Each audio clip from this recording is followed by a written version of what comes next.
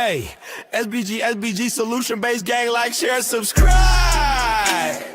Say no to Rim Brothers, Monas, fear and sell no good suckers. Hype him up, hype him up. Shouts out Sharoon Bracy in the Waters. Wake up morning show, salute big dog. Shout out to the Lure, PH, Diva, salute Brownsville, SBG Solution Based Gang.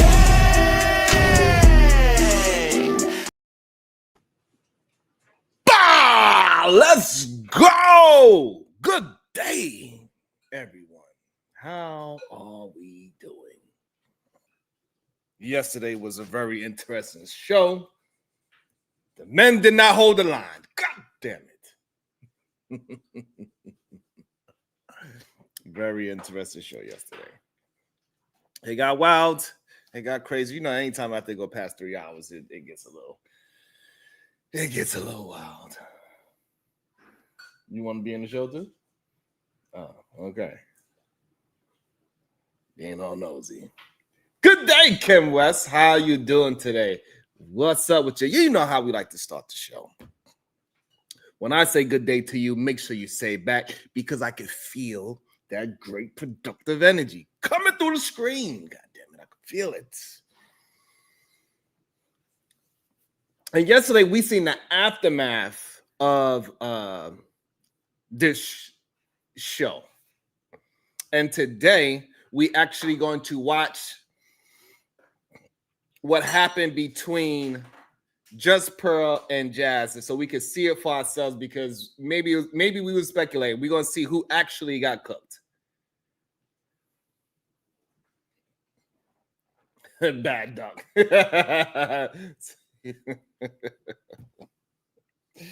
I listen to my women. The hell wrong with you, bad duck? Shit. Women are smart. Women are intelligent. You gotta heed to good advice. God damn it. And it is okay. It's all right. Things got a little hot. Damn, Robin, what? Oh, shit. Oh, so this is going to be interesting because I did not watch it on purpose. I wanted to go through it with y'all so we could see it together because it brought up a very good show yesterday. So I said, hey, let's see, because I never actually heard. I've seen a lot of clips about Jazz, but I actually never heard her communicate before. And I really never heard Pearl communicate that much. I see clips of them, so I'm not going to say I've never seen them before. I know what they look like. I know their name, but I didn't. So this is going to be my first time sitting down watching both of them, and I'm going to go by the talking points. Now, who their character is and that. We're going to go by the talking points, and we're going to build the conversation off of that. So Robin M, she already trying to sway me. I won't let you sway me. No, I'm not going to let you sway me, Robin. No. She said already, Pearl kind of cooked that whole panel. I like Jazz, though. I feel you. Well, I like the way how Jazz looks for sure. She got all the attributes. You know what I'm saying? Beautiful hair, natural, beautiful brown skin, just lip gloss, in shape, and clearly she knows how to communicate because everybody keep clipping her up. So we're going to see what's that all about. We're going to entertain it. We're going to break it down together, and we're going to see who really got cooked. It's like, bring it on. And I want to say just yesterday as well, like, you know, I know it got a little contentious and people felt a certain way, but hey, listen, what we got to do, we're going to have to support our own people. It just is what it is. It doesn't matter if we support each other on good or bad. It don't matter. We cannot be every time a dollar gets sent, oh, you only did it for clicks and views. Because when I do a show and the whole first 4 hours, we was building the whole 3-4 hours. Not one financial support came through, and nobody said he's only trying to have a good show for financial support. So if a natural argument does happen, then people start supporting. Do not try to blame me. It's just what it is. Emotions bring finances, I guess. It's just what it is. I don't know what to tell y'all. I ain't trying to start no shit. Don't start none, won't be none. Static. Just drink some freshly squeezed orange, carrots, and ginger. It's delicious. Do you talk your shit, Kim? All right, so I mean, without further ado, we're gonna jump right in it. This is on Ilkon and Team Fat Shut Up Fatty channel. They host their thing, they do what they do. Salute to them. I believe they are doing great numbers. I'm assuming. I don't get a chance to watch them. I'm assuming Pearl does great as well. I don't get a chance to watch us neither. Shout out to my guy Black Hawk, always holding me down, man. Thank you for all that you do, my brother. You always holding me down.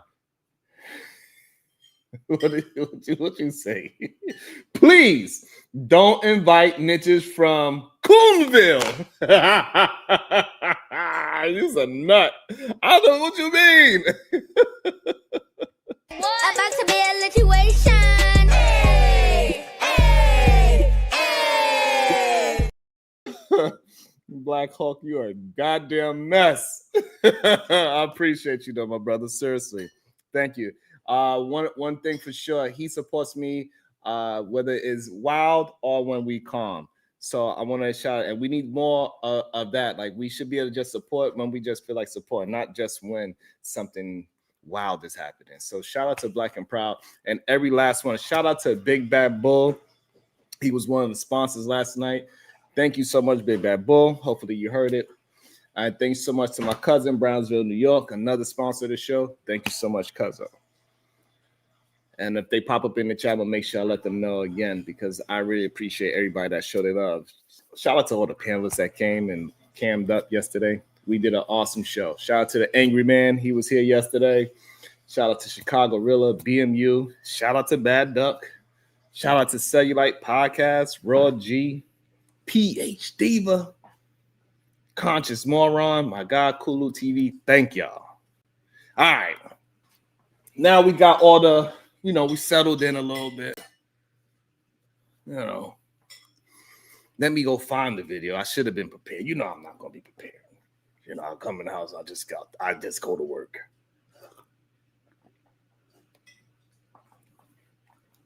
Hopefully y'all are hitting the damn like button. Let me see. Hopefully we're hitting the goddamn likes. Because y'all be trying to, I don't know what. Of course not. What's going on? All right, but while y'all get the likes together, I'm going to get the video together and get the spot. All right.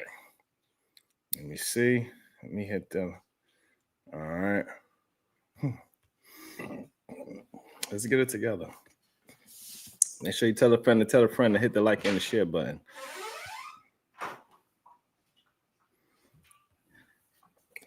All right, let's see.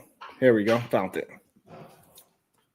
Okay, I found it where it seemed like they got into it pretty late in the video. Make sure when we go and check somebody's stuff out, make sure you hit the goddamn like button. God damn it. Hit the button. Hit the goddamn button. All right. So I hit the like button on Ilkon Show. Now he's going to be in my algorithm, but it's okay. Still my guy. Regardless that we disagree all the goddamn time.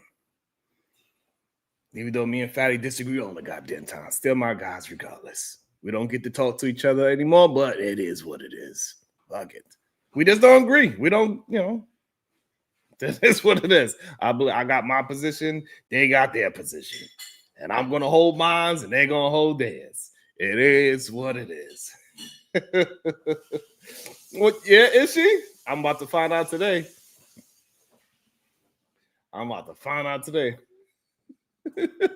Who's the leader? What you talking about, Black and Proud? All right. Y'all clowning in there. All right, we're going to see. We're going to see what's going on. We're going to see. Y'all clowning. Man, y'all be starting early. Let's see. I picked a spot. Let's see. We love them. So I don't know if any girl comes in and is like, I love the stable guys. It's like, at 20, did you? Usually not. Hold on, so. let's rewind that. Hold on. That's who we pick. When we're old, ugly, and used up, I mean, that's when we go for the stable guys. And we do a very good job, yeah. Damn. That was kind of wild. I mean, and now I see why she be getting a lot of. She said we old. She said we, by the way. She said we. You know what I mean? I ain't called her ugly. She called herself that. You know what I'm saying? She said when we are old and ugly, that's when we want the stable guy. But clearly, when she's hot and young, thank you so much, beautiful man. Always holding me down. About to be a situation. Hey, hey, hey. Shout out to the beautiful Conversations MJ. Let me start it off right. Good evening, Sharon. Good day to you, beautiful. Did you read my comment I left earlier about the synopsis from yesterday? You know I did. You know I did. You know I did. What you mean my mic is low? Thank you, Freedom. Appreciate you.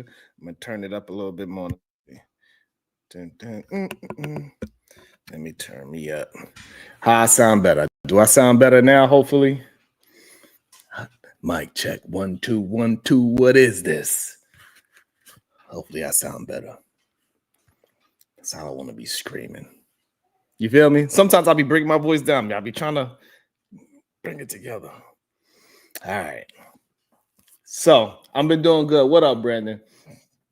Much better, thank you. So she started off with a bang already. What's up, Barry White? She started off hot. She said when she was young and she was hot and she looked great, you know, she went after the more reckless dude. But now, or when, I'm not sure she's talking about now when she's ugly or when she's going to be ugly, because as she gets older, she gets ugly.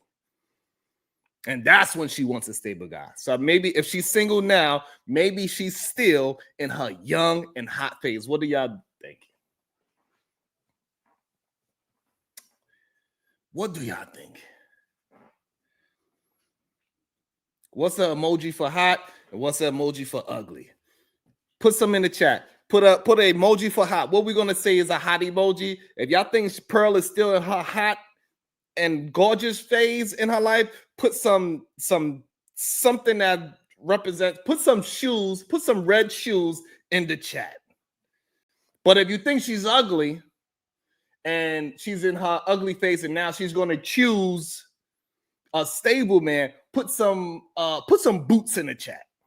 That's what we're going to do. Which one is she? Is she hot with the high heels? Put some red high heels on. If she's still hot and gorgeous and looking for that young buck that's going to bust it down. Or is she in her ugly, looking to settle down phase and she's going to, you know, settle down, put some boots in it. Let me see. Come on. We need some participation. Like, y'all got to start doing some work. Like, seriously. I ain't going to just be sitting there watching. Yep, hit the like button and all that. So what is she? Is she hot? Put some heels. She raggedy? Put some boots. Which one is it? Y'all get on my damn nerves. Y'all get on my damn nerves. Y'all don't want to do no work. Y'all don't listen to nothing. Y'all don't hit the like button. Don't hit the share button. 99 cents. Can't put a goddamn heel or a boot. Y'all stressing me out already.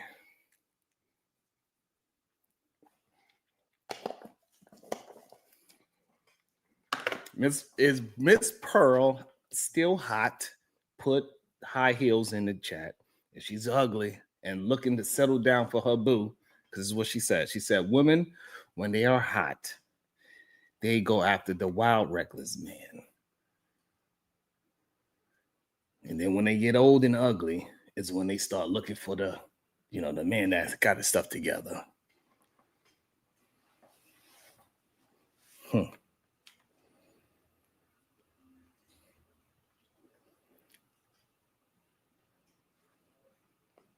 I guess I don't get no crowd participation. Fuck y'all too.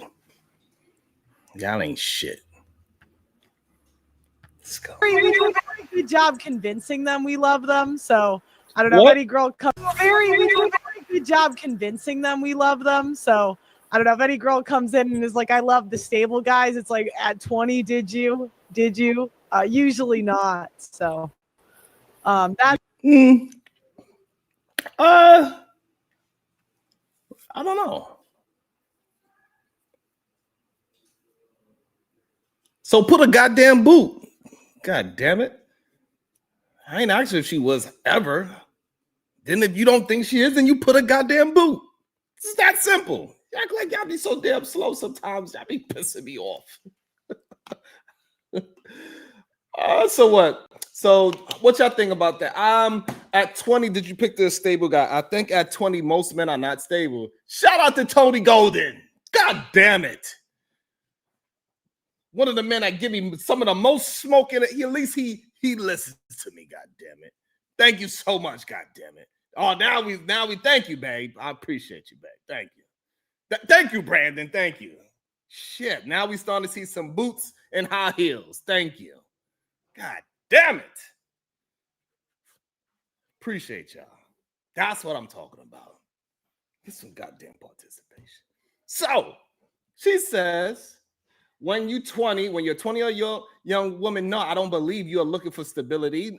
Because majority of men your age is not going to be still hot. But then if you don't believe it, then you put a boot. God damn it, Keisha G. Baby dicks, kiss my ass. I don't know, Keisha G. That's not the question. The question wasn't when she ever was, all that. We ain't talking. We just said put a high heel if you think she hot. Put a goddamn boot if you think she's not. That's all.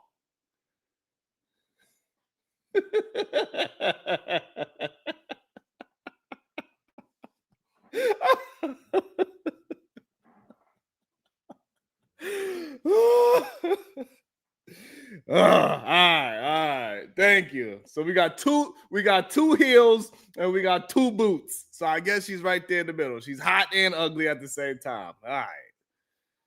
Jesus. And we can't help it to some degree. We cannot help that we are attracted to men that show signs of dominance. I think a lot of us we wish we could turn it off, but we can't. It's just what we're attracted to. We're biologically hardwired to do that. Unfortunately. All right, she said, unfortunately, that's what we hardwired to do. All right, so yeah, so I believe that is Keisha G. You are hilarious. So, yes, women are attracted to dominant men, 100%. So I don't know if that's what they're going to argue. Are they arguing that women are not? They are not attracted to dominant men? I think that would be. I don't think that would be a sensible issue. So I want to see where they smoke and tension comes. So far, maybe you could go after the argument about the when you was hot, you go after the unstable guy. Then when you get old and ugly, you go after the stable guy. I guess. But women wanting a dominant male, yeah, that's a true statement. And in reality, it go both ways. Men looking for a female that's dominant in a female dominant way, where she's dominant with her beauty or her shape and her presence, right? So yes, human beings love another dominant human being. So right now, at that point, she's all right. She's cooking up. So let's see. What else is gonna be said? I don't even got 20 likes, bro. Definitely. So we're biologically hardwired to. Did you say we're biologically hardwired to? Well, dominant. Yeah, dominant. Because you got to think of like Ted Bundy. He had women. Yeah. He had writing love letters. He he impregnated a woman for murdering. This is a real Luigi Mangione. I don't think that's a woman thing. I think that's a thing that certain women do. Well, you are correct. There's no. Hold on, Jazz, let her land, and you respond. Okay, hold on. I want to rewind that back. I don't know where. I guess I probably went a little too far. So most likely he was talking about some kind of criminal activity, and I'm guessing Pearl is correlating criminal activity to dominance, because that's where Jazz just came in hot with that, saying that. Oh, so let me rewind it back. Let me see. Maybe I missed something. I don't understand where the criminality part came in. Impregnated a woman. Hardware to do that, unfortunately. So we're biologically hardwired to. Did you say we're biologically hardwired to want chaotic, criminal, dominant? Yeah, dominant. Because you got to think of like Ted Bundy. He had. Okay, so she did interrupt Jazz right there, so that's interesting to note right away. And because Ilkan said you gotta let her land, but she interrupted Jazz, but Jazz allowed it, so let's keep going. Women, yeah, he had women writing him love letters. I didn't. He impregnated a woman. He impregnated a woman while he was in prison for murder. Okay, so let's see who's bopping their heads. We got CJ bopping his head. We got this lady bopping her head. This young lady bopping his head. This young man bopping his head. They all agreeing with Pearl at this moment. My bad, Ilkan. I ain't mean it. I really didn't. I ain't mean it. All right. Ted Bundy is the topic. Criminals, women like men that clearly are serial killers to women, is what she's saying. Majority of women is what she's saying, right? Because we're saying women, so that means that's the majority. Okay. Murdering women. This is a real Luigi Mangione. I don't think that's a woman thing. I think that's a thing that certain women do. Well, you are correct. There's no. Hold on, Jazz, let her land, and you respond. You going to get the mic? Let her.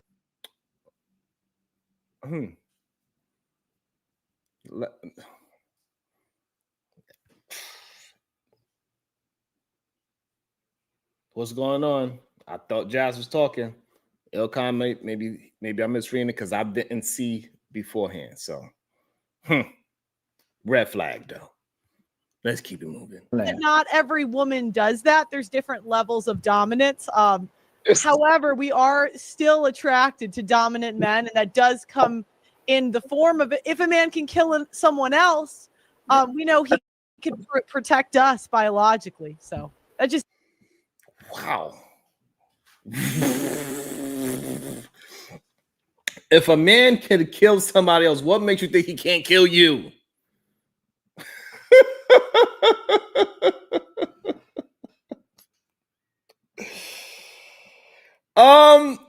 That's a wild statement. I think if you're looking at it from a criminal sense, I do not think women want a man from a criminal sense to be out there killing men. And she said, yes, that's my protector.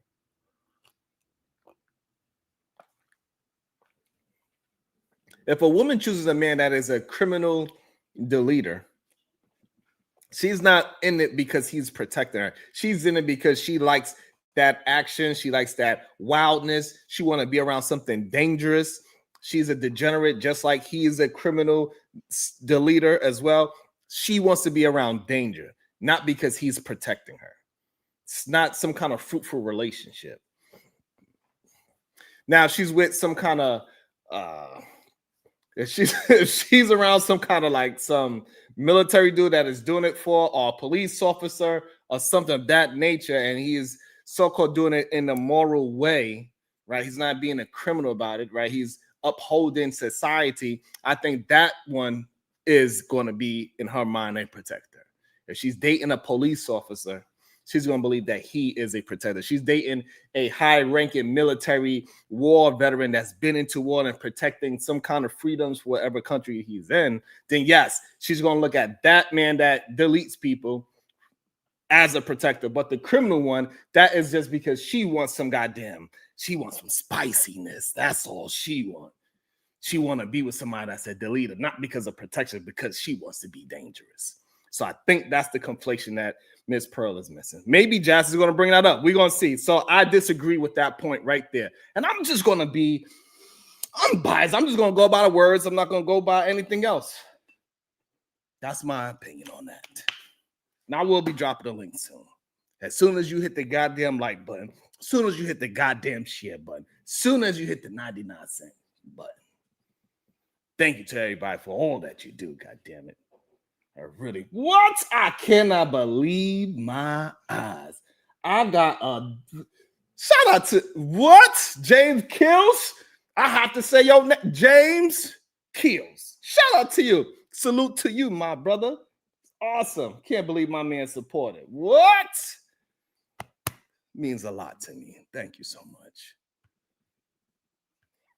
This is what it is. So you find you equate dominance with, you find a man that can dominate and harm a woman attractive? Oh, That's one way that men describe it, or that's one way that men do it, and women do select those men. So I try not to apply morality to this, good or bad, it doesn't matter, because women do pick criminals. Criminals are more, men that have committed a violent crime are actually more likely. They are more likely to reproduce than men that haven't. So I didn't.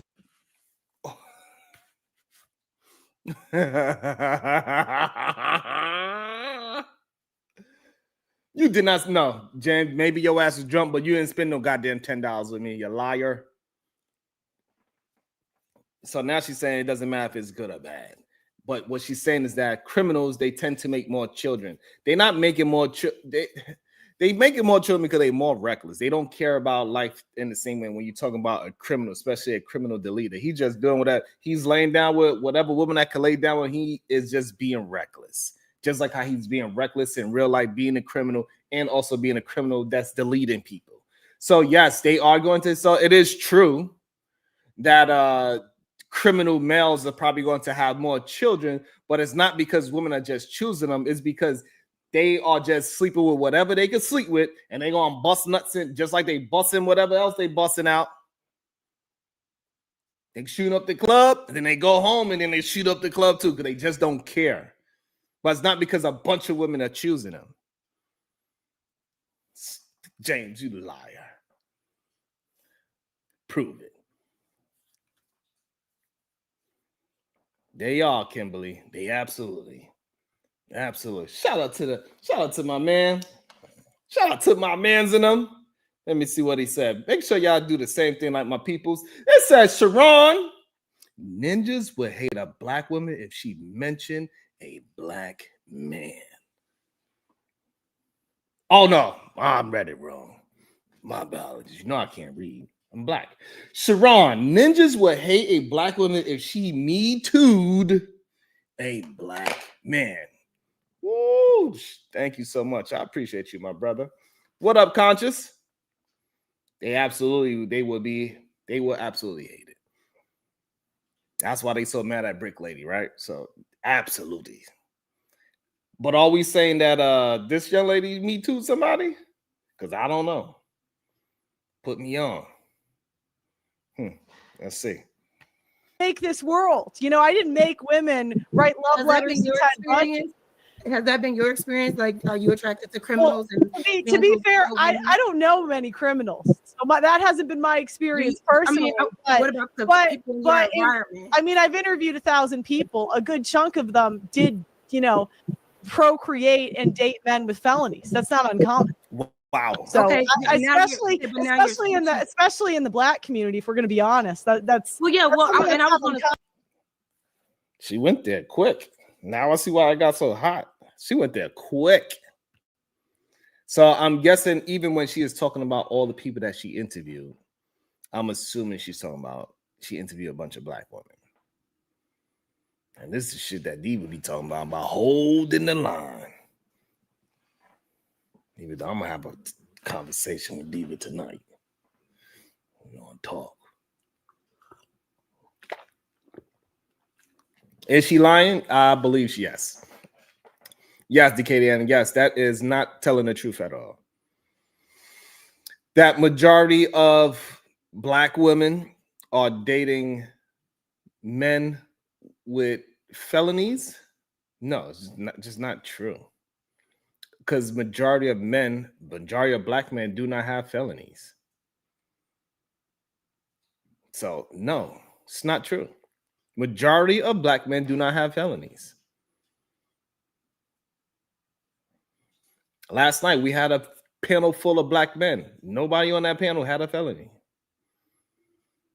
Oh, damn, Black Pride. Hey, look, Black Pride, that's crazy. Yes, if a woman, man, you are absolutely right. Let me read that super chat again. Then it says, Sharon, ninjas would hate a Black woman if she Me Too'd a Black man. And Miss Pearly, Black and Proud, is telling me that Miss Pearly Me Too'd a Black man. Wow, this is an interesting game out here. So no, she's absolutely wrong. No, most Black women are not dating Black men with felonies. It's just not true. Has she dated a man that probably got arrested for pissing in the street when he was drunk, having a fight outside when he was young, stealing something when he was a kid, driving DUI, he got arrested. That doesn't make him a criminal that have a felony, that have an F on his report card. No. So no, most Black women are not dating felony Black men because majority of Black men do not have a felony. Majority of Black men do not go to prison. It's a very small part of our population of men that go there. I know by the percentage it sounds like a lot, but in reality it's not.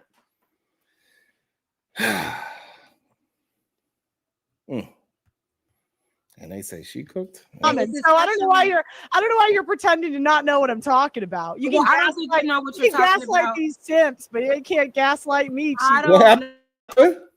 You can I don't think you know what you're talking gaslight about. these simps, but you can't gaslight me. I don't know what you're talking about. I don't think you know anything about the Black community, but I will say about the white community, it's a lot of white women that find, men who kill other women attractive. Those are the women that were true, but I won't gaslight you about it. I won't gaslight you. I would say that's true. That's true. Okay, so she agrees with Jazz. So she agrees with Jazz. That majority of her community, she agrees with it. Pearl agreed with Jazz that her community of women enjoy men that is willing to delete others and delete them as well. Her women are willing to date a man that is a serial female deleter. Miss Pearl just said yes to that. So I'm assuming that we gotta say Jazz is cooking when she is conceding 2 points. If she is conceding 2 points, then therefore, who's really getting cooked? Because definitely it's not true at all in the little bit. It's not in the slightest true that majority of Black women are dating Black men with felonies when majority of Black men do not have felonies.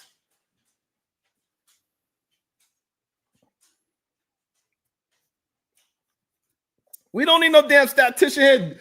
Robin M., do you believe majority of Black men have a felony? And that is it. Because once we look at the numbers, we know for a fact that majority of Black men do not have felonies. The vast majority. Probably something around like 60% and higher.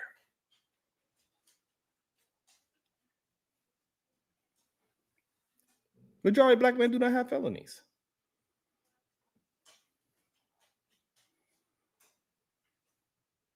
All right, so yeah, so majority of Black men don't have felonies. So so she's wrong. It's just what it is. And then she just conceded to Jazz saying that her people are willing to date serial female deleters. Got to get a point to Jazz. True, there are white women that do that. I can't hear you. Yeah, Completely. Hold on real quick. Hey, hold on. I'm gonna say it again. Hold on real quick, Pearl. I Hold can't on. hear you while I'm Jazz, talking. I don't even know why she even brought up Jazz, the black you can't community. Say that. You can't say that until she lands. Like I want you to right now. We got strong personalities on the panel. Please let the person finish and then respond. You can't say the person interrupted you and why you talking over me while I'm talking if you already interrupted the person. Let her finish. You the first person that That's right. You like see how she squinted her eyes? Hold on. Let her finish. Do that again, first Jazz. person that if you already interrupted a person. Let her finish. You the first person that that can respond to her, Jazz. Hold on, look at the Interrupted squint. person. Let her finish. You the first person that that can respond to her, Jazz. Yo, Jazz's eye squint was hilarious. I love that. I'll tell you that much. I'm Robin M. In this conversation, if we are going by stats and we need a statistician, that a criminal can only be something that we can put a stat on it. So yes, it's only considered a criminal if you are a goddamn criminal. You got to be convicted. This is what she brought up. It ain't what I'm bringing up. This is her. This is Pearl's argument that the felonies. That's her argument, and she is losing that argument because most black people, most black men are not incarcerated. Most black men do not go to jail. So, in her argument, the way how Pearl is bringing it up, majority of black men are not criminals. It's just not true. Majority of black men are just not criminals. It's just not a true statement. Do we have a high percentage rate? Yes, I would admit to that. But it's still a very small part of our population. So that's all.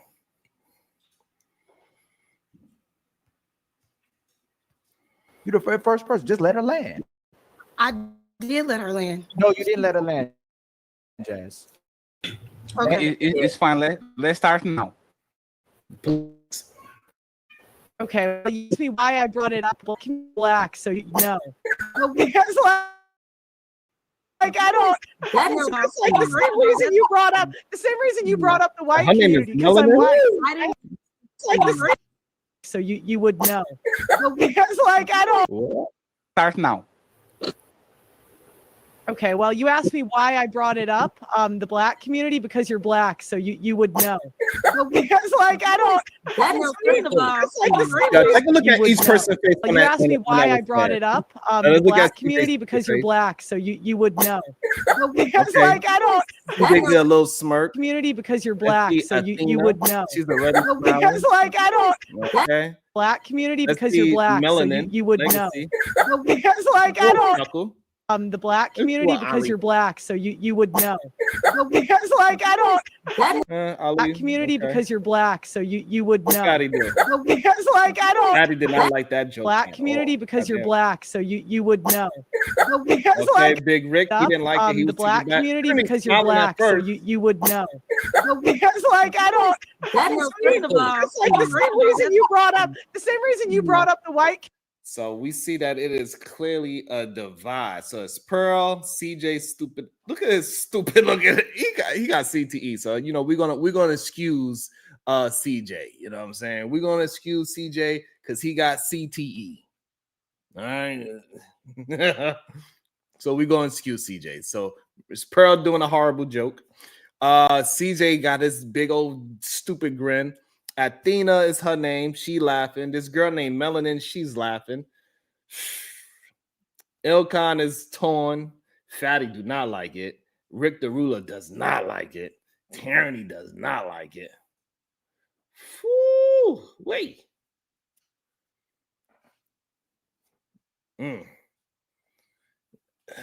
Yeah, CJ definitely got CTE. There's something wrong with that boy. Gotta love him though. He's part of our family still, I guess. You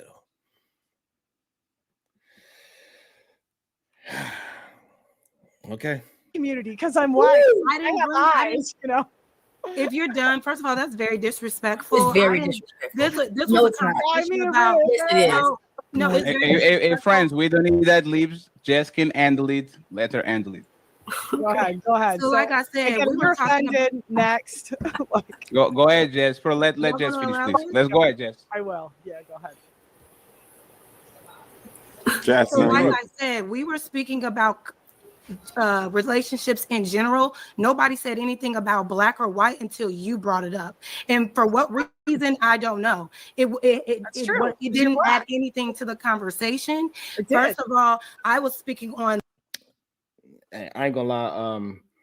When somebody gives somebody else the floor and then they say those little stupid, I did, yes, it annoys the hell out of me. It is somebody else's turn to talk. He just said, "Don't ad-lib," and you ad-libbing. Fellas, that I know they trying to allow. It's not easy to do it when it's live on the show to say, "Hey, shut the fuck up, stop ad-libbing."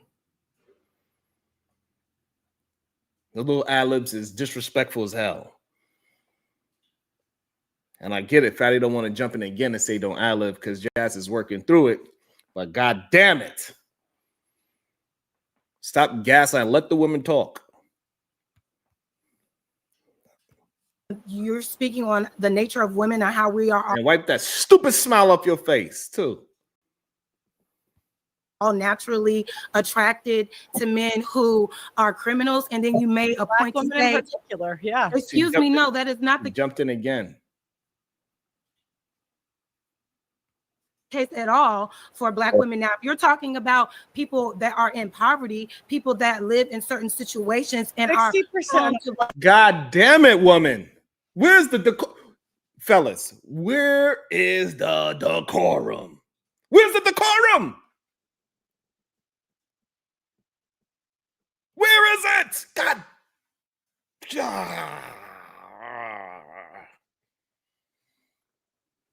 What's up, Tyranny? Pearl, get your shit together, God damn it. You don't want nobody interrupting you. Be quiet. While let that black woman speak. What's wrong with you? Black men have been arrested by the Can you stop cutting her up? Hey, one sec. Hey, friends, one second. I got you. He's cutting me off, Ali. I got you, Jess. You don't have to ask. I got you. Sorry. You all right? Crashing Bro, out. bro, My bad. Right, just make some notes, Pearl. Let her finish. And then we got it. Go ahead, My Jess. bad. That's my fault. It's fine. It's fine. Go ahead, Jess. Uninterrupted. It's just weird that you would even have to bring up a race of people to even have the conversation, which lets me know that you don't really have information on the conversation. You're just spewing points to try to get a rise out of people because that's all you know. As it pertains to why women choose the women they want or the kind of men that they date, there are so many different reasons for that. You can't equate a person that has a felony to them being a violent criminal. That's not always the case, because I agree there are some people that marry men and women that have felonies in their background. That doesn't necessarily mean that they are violent. And then to say that black women are the most. And what I noticed too is that like when people do that, why are you so childish? Hey, why you so childish? Why you so churlish? You know what I'm saying? Well, I'm saying when I was all I'm saying is this. You know what I'm saying? Why are you so churlish? All I'm saying is this. When I was young, I used to watch anime, cartoons, to be very childish. But when I got older, gotta be watching because I like anime. I turn on this goddamn shit.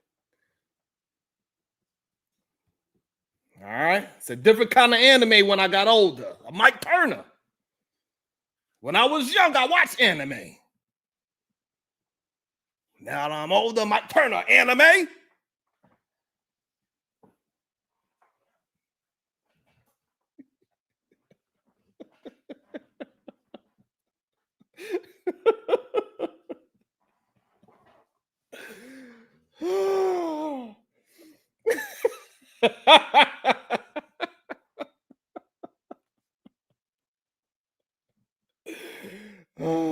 That was a bar though. Don't front. That was a bar right there. Hey, make sure y'all don't let they stream out support us. A 20 drop, a 50 ball drop. Let's go. God damn. What's up, champion fitness? All right, let's get back to it. Let me stop playing around. And so I think Jazz needs to slow down. But the problem is when people do that ad-libs and try to get those little words in every time you take a breath, it makes you speed up your speech. That is a thing that happens. That's easy to see it now. But yeah, I gotta make sure I don't get caught up in that.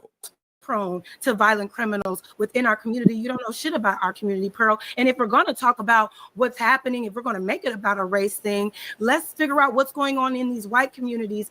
That too, right? You see a foul, you still talking. Like you could try to act as if that's not talking, right? When somebody is communicating, you trying to hurry them up. It's disrespectful. That is what you call entitlement.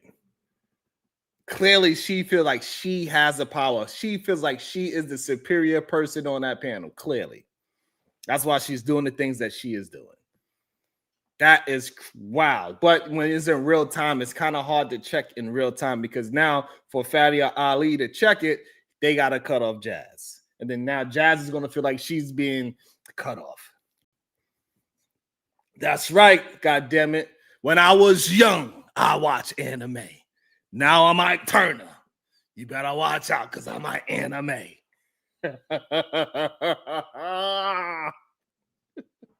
Let me stop. I'm only kidding. I'm only kidding. In these white homes, when you all are raising all the mass shooters, y'all raising kids that are taking guns to shoot at other kids, y'all going into public spaces, and I'm sure you're going to talk about black on black crime or whatever, but we can debunk all of that because that's through proximity. The point is that you didn't have to make it about black or white. Keep it general because it's very disrespectful for you to try to pigeonhole black women when you don't know any of us at all, to make that assumption that that's what we are prone to. None of these women on this stage, myself, Tyranny, or even Athena, are dating any man that is of a criminal or that are violent. So watch what you say up here. You got to really look at Athena. She did not want to agree, but she had no choice because clearly Jazz is cooking. We're gonna see. Smart mouth.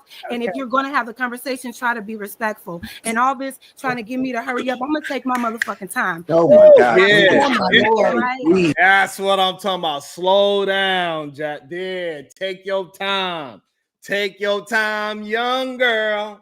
Mama used to say, "Live your life, talk your shit."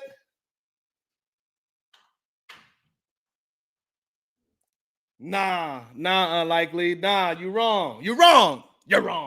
The person that is emotional is the one that got that big ass Kool-Aid smile and that's keep telling her to hurry up. That's emotions. Let that woman talk. Take your time, young.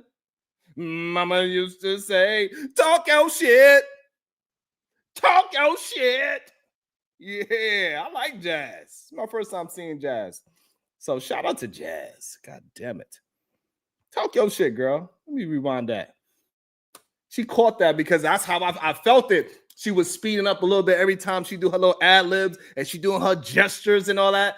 Yo, shout out to Jazz for catching that in real time. Shout out to you, Jazz. Trying to give me that is of a criminal or that are violent. So watch what you say up here. You got a really smart mouth. And if you're going to watch what you say to me. Have the conversation, try to be respectful. And all this trying to get me to hurry up, I'm gonna take my motherfucking time. Oh my God! Can we get right? Look at CJ. Look at CJ and his goddamn CTE. Look at CJ and his CTE. If you don't sit your stupid ass, boy, sit your stupid ass down with your CTE.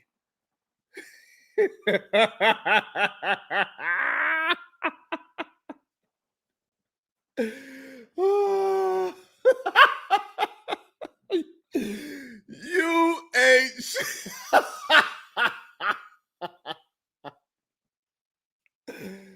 oh boy.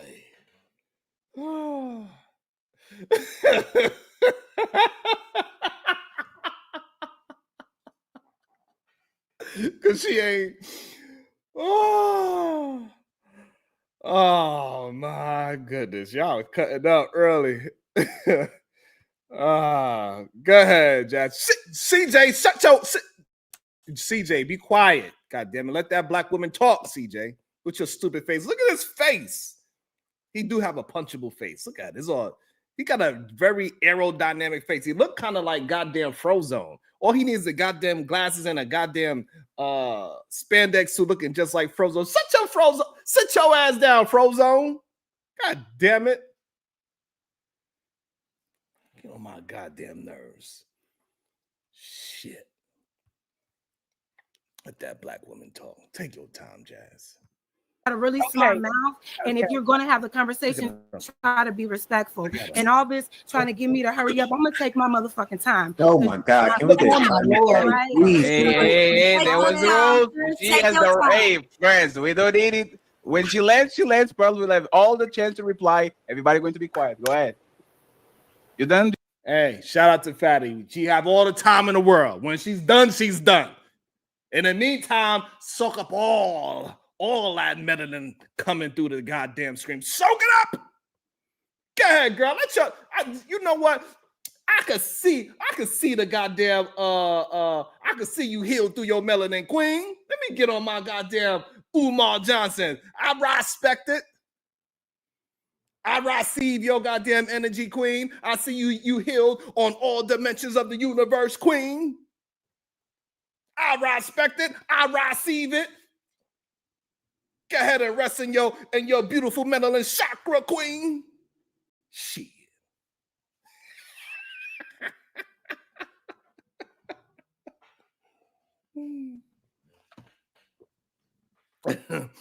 I'll be having a good time. I ain't gonna lie.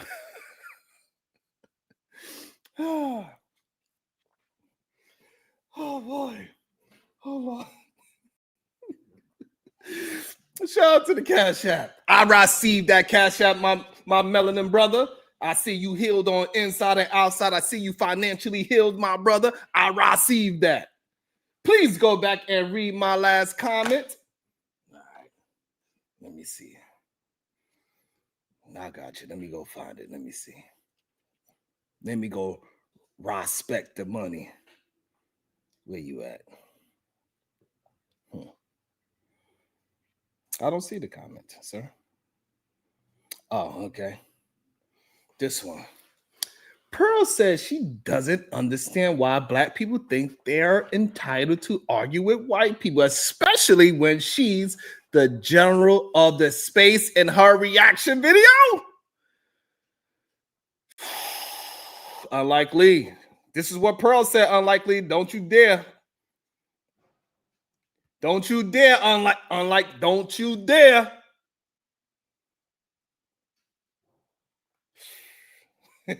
Just you like, yeah. Yeah, just as you receive that, you receive my melanin king. You receive my growth through my melanin in all dimensions.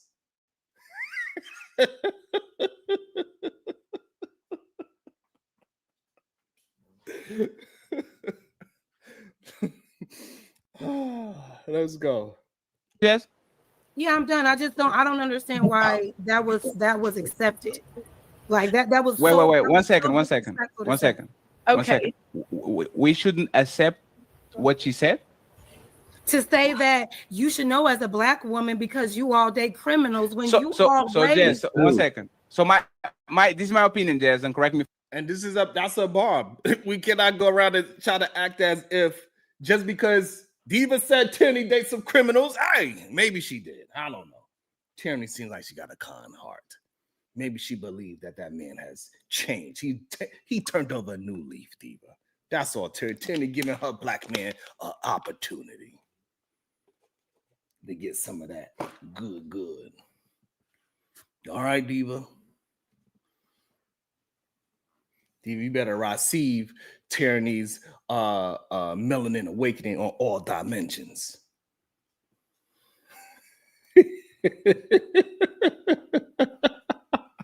I'm gonna work on it. Kim. Okay, let's get back to it. If I'm wrong, she punched you in the face. You have the right to punch her back. Ooh, okay. Right? Is that fair? That's fair. if you felt that she punched you in the face, I have an opinion about this that I'm going to say later, right? But we are letting you defend yourself. We're not. You're going to have two chances to land your plane, and Pearl is going to have the chance to actually rebuttal what you said. Do you think that's fair? Do you like? What do you want? All right, can we go on? Just I want to make sure so everybody knows where we at. We can move on. I think she Okay, go ahead, Pearl, and then we go back to the panel. Okay, so you can tone police the simps and women that respond to shame, but you're not going to tone police me. So anyways, going back to the stats, the reason that I said that was two reasons. The first is that I interviewed 1,000 people. A good chunk of them were Black women. And I just noticed that they had a propensity more likely than other races to date criminals. It's not really an insult. As I could go into details about the types of men white women tend to date that are irresponsible. I've just noticed different trends in different communities. And it's kind of backed up by data because 60% of Black men have been arrested by the age of 25. So, and see, and that's when we know she's full of ish.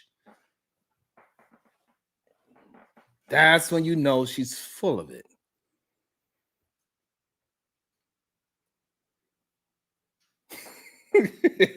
Can let you like that? Oh man. Like this, that is disingenuous at its best. Shout out to my girl, Aset Tenray. I see your melanin is being healed, Aset Tenray. I see you healed on all dimensions of your chakra loves. I receive and I respect your growth, melanin queen. And I see your growth on all dimensions of your chakras.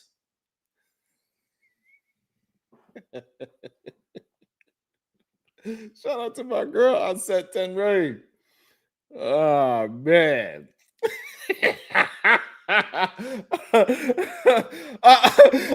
Queen. Why you? Queen. What's going on with your chakra, love?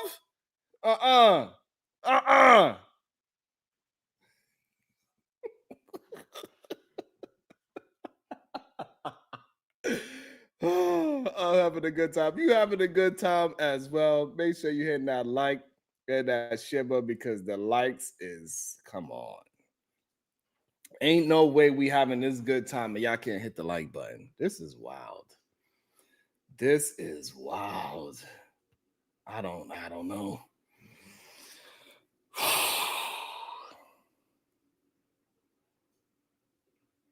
That's right, Robin M. We ain't no goddamn criminals. Arrest doesn't mean you're a goddamn criminal. You know how many people get arrested that ain't criminals? I don't want to hear shit you talk about, Robin. There's plenty of people that get arrested that are not criminals on a day-to-day basis. Just because you got arrested. So yeah, 60% Black men could have got arrested, but that does that means that they are criminals. Like, come on, let's be for real. That's crazy talk. You know how many people get arrested? What am I supposed to be typing? Okay, yeah, no, I'm supposed to be typing.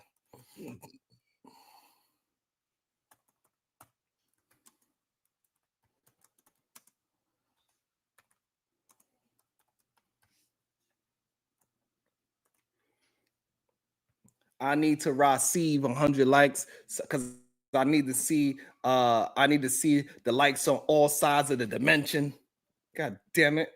By age 26, 60% of Black men are arrested. That is fine, but that doesn't make you a criminal because you got arrested. That's what I'm saying, Robin. So because arrest could be a lot of things that have nothing to do with dominance. It has nothing to do with criminality. You could get arrested for a damn traffic ticket. You could get arrested for pissing in the street. You could get arrested for being drunk. You could get arrested for a plethora of things that is non-criminal. You could get arrested for not paying child support. So yes, being arrested 60%, okay, fine. If that's the stat, that's the stat. However, when the way how she is framing this conversation is what makes it dishonest. She's using a truth to be dishonest. She's using a stat to be dishonest. Just because 60% of Black men have got arrested by the age of 26 doesn't mean that they were all criminal.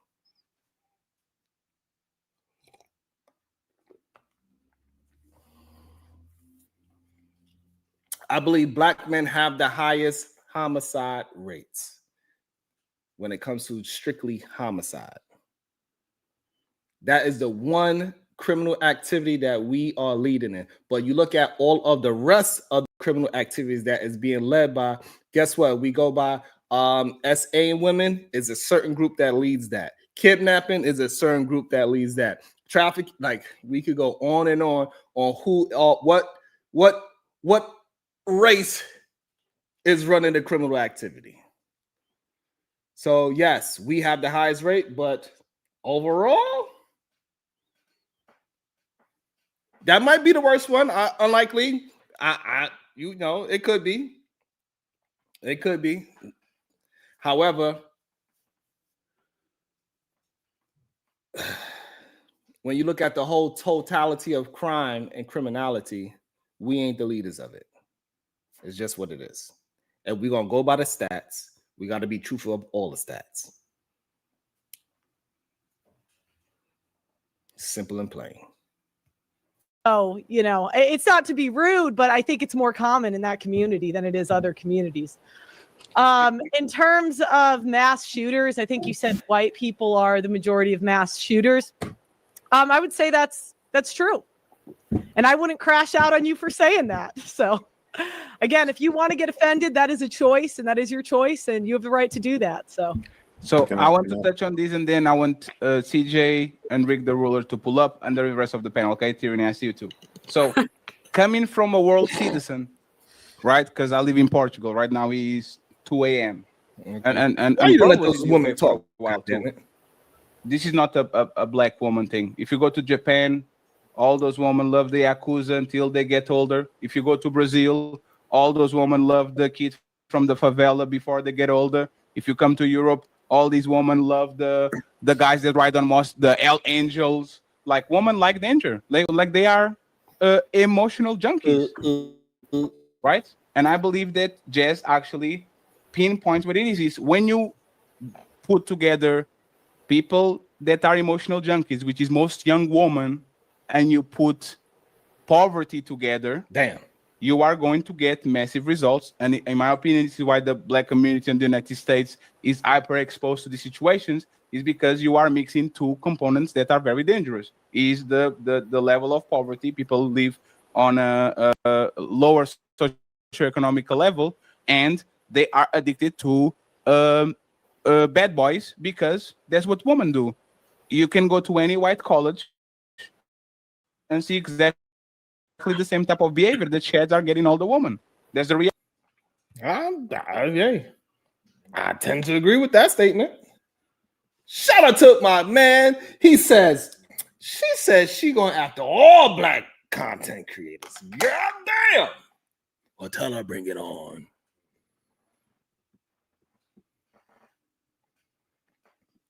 Thinking and what the stat shows are two different things. Absolutely.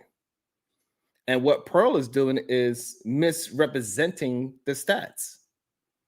And that's the issue that we're having. If y'all don't, who disagree? I ain't scared. Oh, man. What did I do? I didn't mean to do that. I did not mean to do that. How are we going to do this now?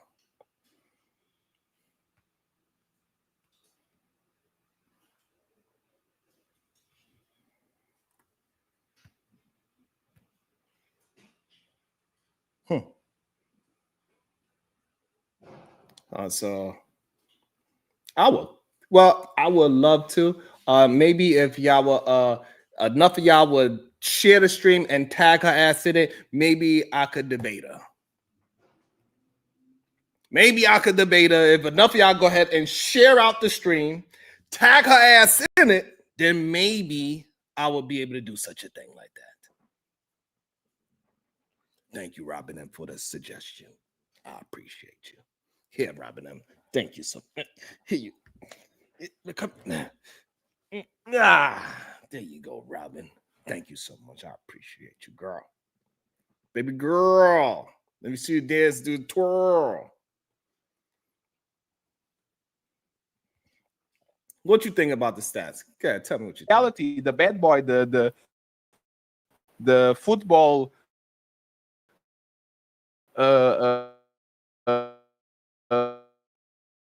star. Like we know this is something that is in our communities, the culture. Both of y'all are on their own way.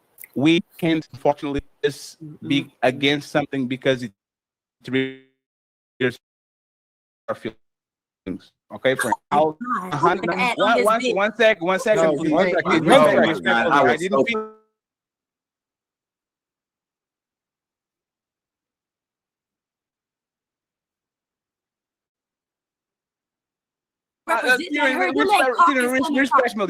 One second, please. The pro black shit is not going to work against me. Facts, fatty. Right? The pro black shit doesn't, because nobody.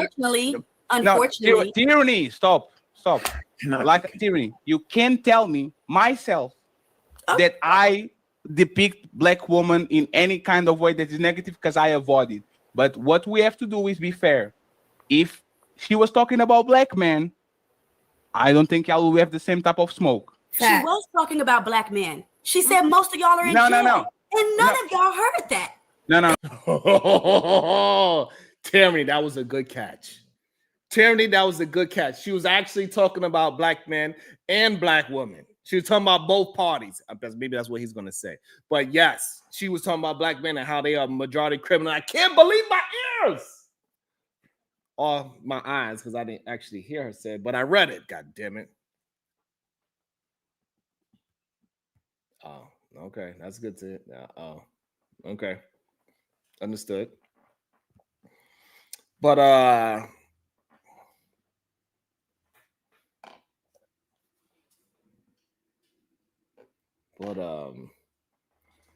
absolutely not. She was talking about black men. And I couldn't believe my eyes, what I read, Robbins. Anybody is more than There was not. Hey, Pearl, did you say most black men go to jail? I said a stat. 25%. I said a stat that 60% of black men have been arrested by the age of 25. All right, then. Is that the correct set? Who the fuck is One second. Is this that correct? You can Google it. I know. Why Ilkan Ali looking like Abraham Lincoln? God damn it. 12%. I know 12% We have been already know that incarcerated. there's a. But she never said that. I will say these, right? One second, please, friends. 1 second. Okay. I will say these. 1 second, please. 1 second. It's weird. I will say these. Hey, please, friends. We're not even Too excited. Arrests are not convictions. I want to see the number of convictions, because arrests are not convictions. Just because somebody gets a stop and frisk, and they have like arrests are not convictions. I want to know the number of convictions so I can actually understand if these women are. I agree 100%. We can't go off no goddamn arrest. That's how this is why what she said was very disingenuous. You cannot go off arrest. People get arrested for plenty of things that don't have nothing to do with criminality. So somebody's saying that we get arrested at 60% clip. So what are we arrested for? Is every arrest criminality? Insane. It's horrible. It's a horrible statement. Consider the exoneration data as well. And I speak. No. Hey, CJ, relax. CJ, relax. I see you, brother. We actually lead as black people. First of all, we already know why that stat could be 60% is pretty high. It's 50%. I just looked up the stat you asked for some But facts. 100% of y'all fuck your dogs. What the fuck we talking about? Hey, 1 second, please. Where did that come from? What the? They do what to their dogs, Tyranny? Tyranny, you still there? What do they do to their dogs? Lord. in the name of Izzy Benz. Oh Lord. God damn. Hey, one second, please. Hey, 1 second. 1 second. Hey, we, please, respectfully, we literally are going to stop the show and close it out if y'all like the conversation became racial. It was Pearl that actually did it. Okay. No And reason. we are trying to figure out. 1 second. We are trying to figure out if this is based Your on damn stats head, or TJ. not. The fucking cousins and fucking dogs. Can't statistically prove that shit. Okay. All right, So so what we're going to do is Put your damn CJ, hand down, CJ. what is the percentage of black men that are convicted of a crime? I didn't Not look up arrested, the convicted. convicted of a crime before at 18. I didn't look up the convicted stat. I got Shut your I just most looked it up. black men are arrested by age 25. Not most, but 49% of them are. Okay, at so least but that's 60%. irrelevant because arrest records, like we need the convictions because you're not become a criminal because you were arrested. You become a criminal when you get 33% convicted. of black. God damn it, CJ. If you don't shut your CTE ass up, what's up, Venus? Good day to you, beautiful. All right, let me just say, let me welcome somebody that is, I know her melanin is healed because I could sense her chakras is going to great healing. I could understand and I could see, I could receive her melanin just elevating on all sides of the dimension. I could feel it and see it. Yes, and I'm proud of you, Queen. Let me bring up my Queen. God damn it. Hold on, Queen. And all the blessings. I'm gonna receive you right now. Hold on. Welcome to the show. Make sure y'all all give a nice warm clapping of a hand and receive this beautiful Queen.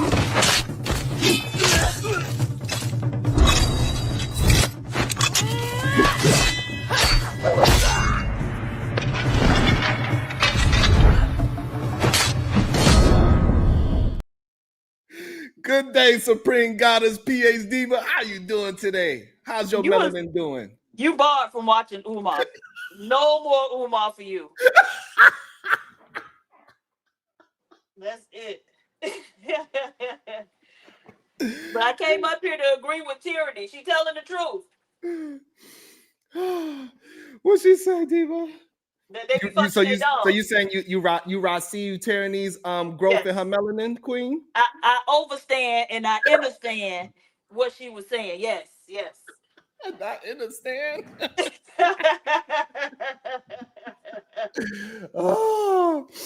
I'm so shocked that so many people was attempting to say that Pearl actually was cooking in this argument. Well, so the jazz girl, and see, this is why I be saying, like, a lot of times black people don't need to have conversations with white people because you're not really equipped to do it.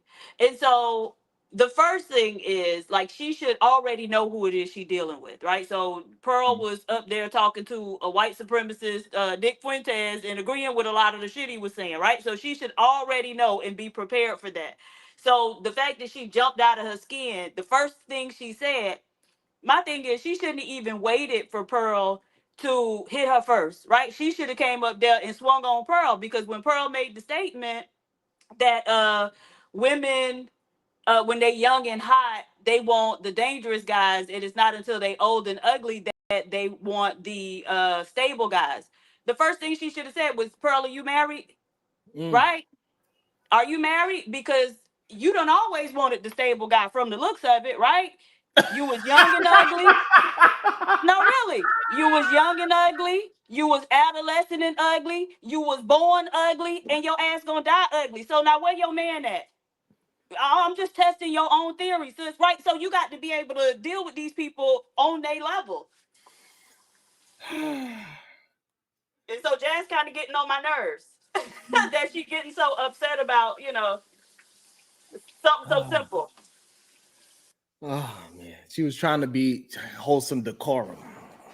But how are you holding decorum with somebody who don't have no decorum? That's what I'm talking about when we dealing with white people and we don't really understand who we dealing with.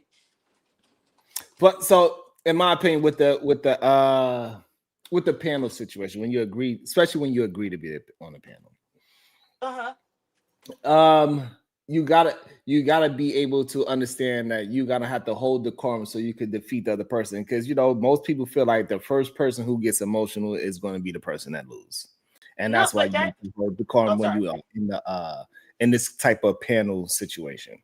Right, but Pearl hit her without getting emotional. So you don't have to get emotional. When Pearl made that statement, all she had to do was ask a question. You could get a lot done by just asking questions, right? You could make people, make their own self look stupid just by asking them questions and asking her, oh, Pearl, are you married? Because, we looking at you. And we can see you was never young and hot. And so where your man at? You should have been on Stable Men from the time you came out the womb.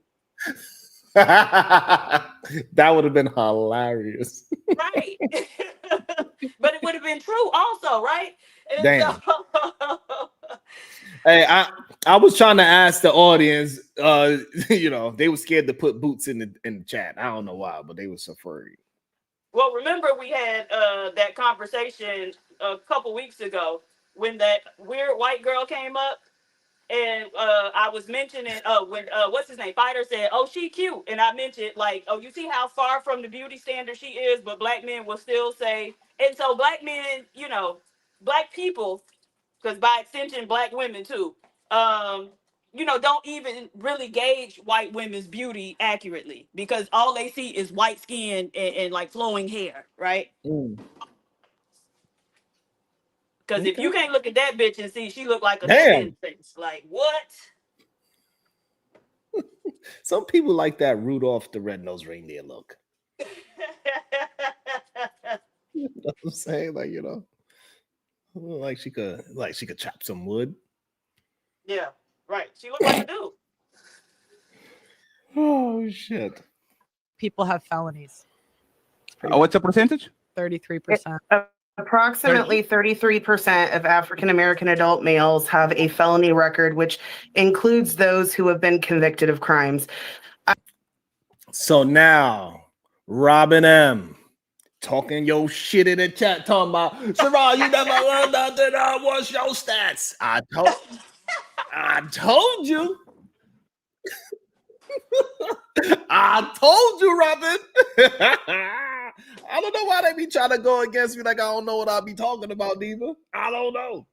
They better start receiving my information and all this beautiful melanin and see my growth from all dimensions.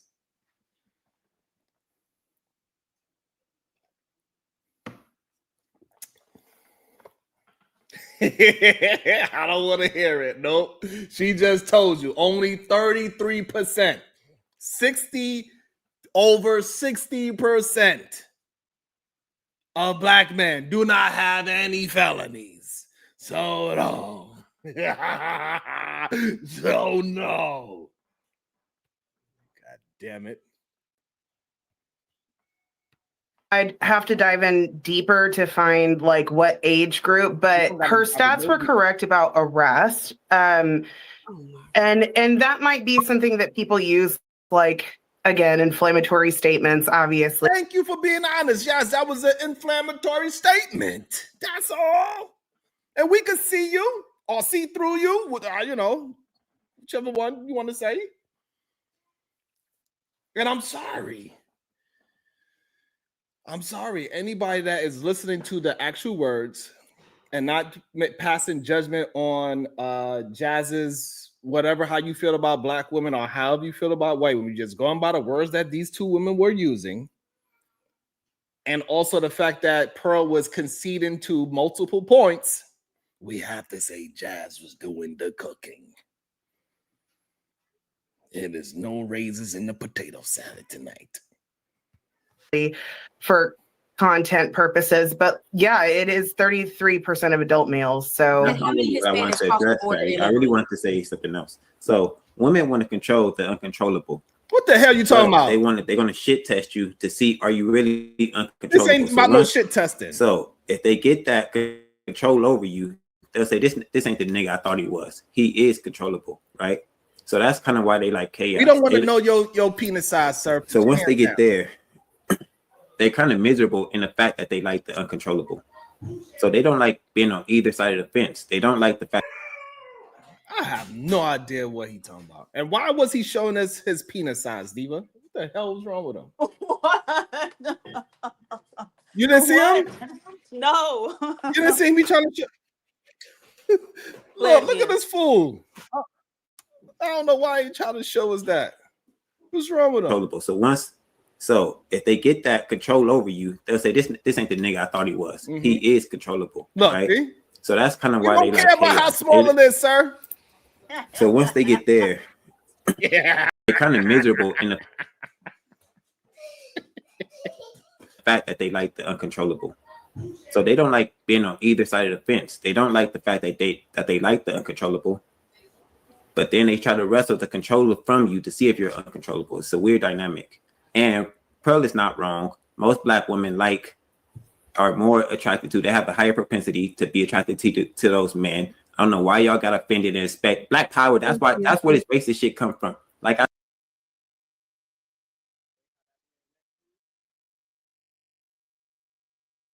What you said? If you talking, you on mute. Damn, I said the way how that man neck be moving. I don't. Hey,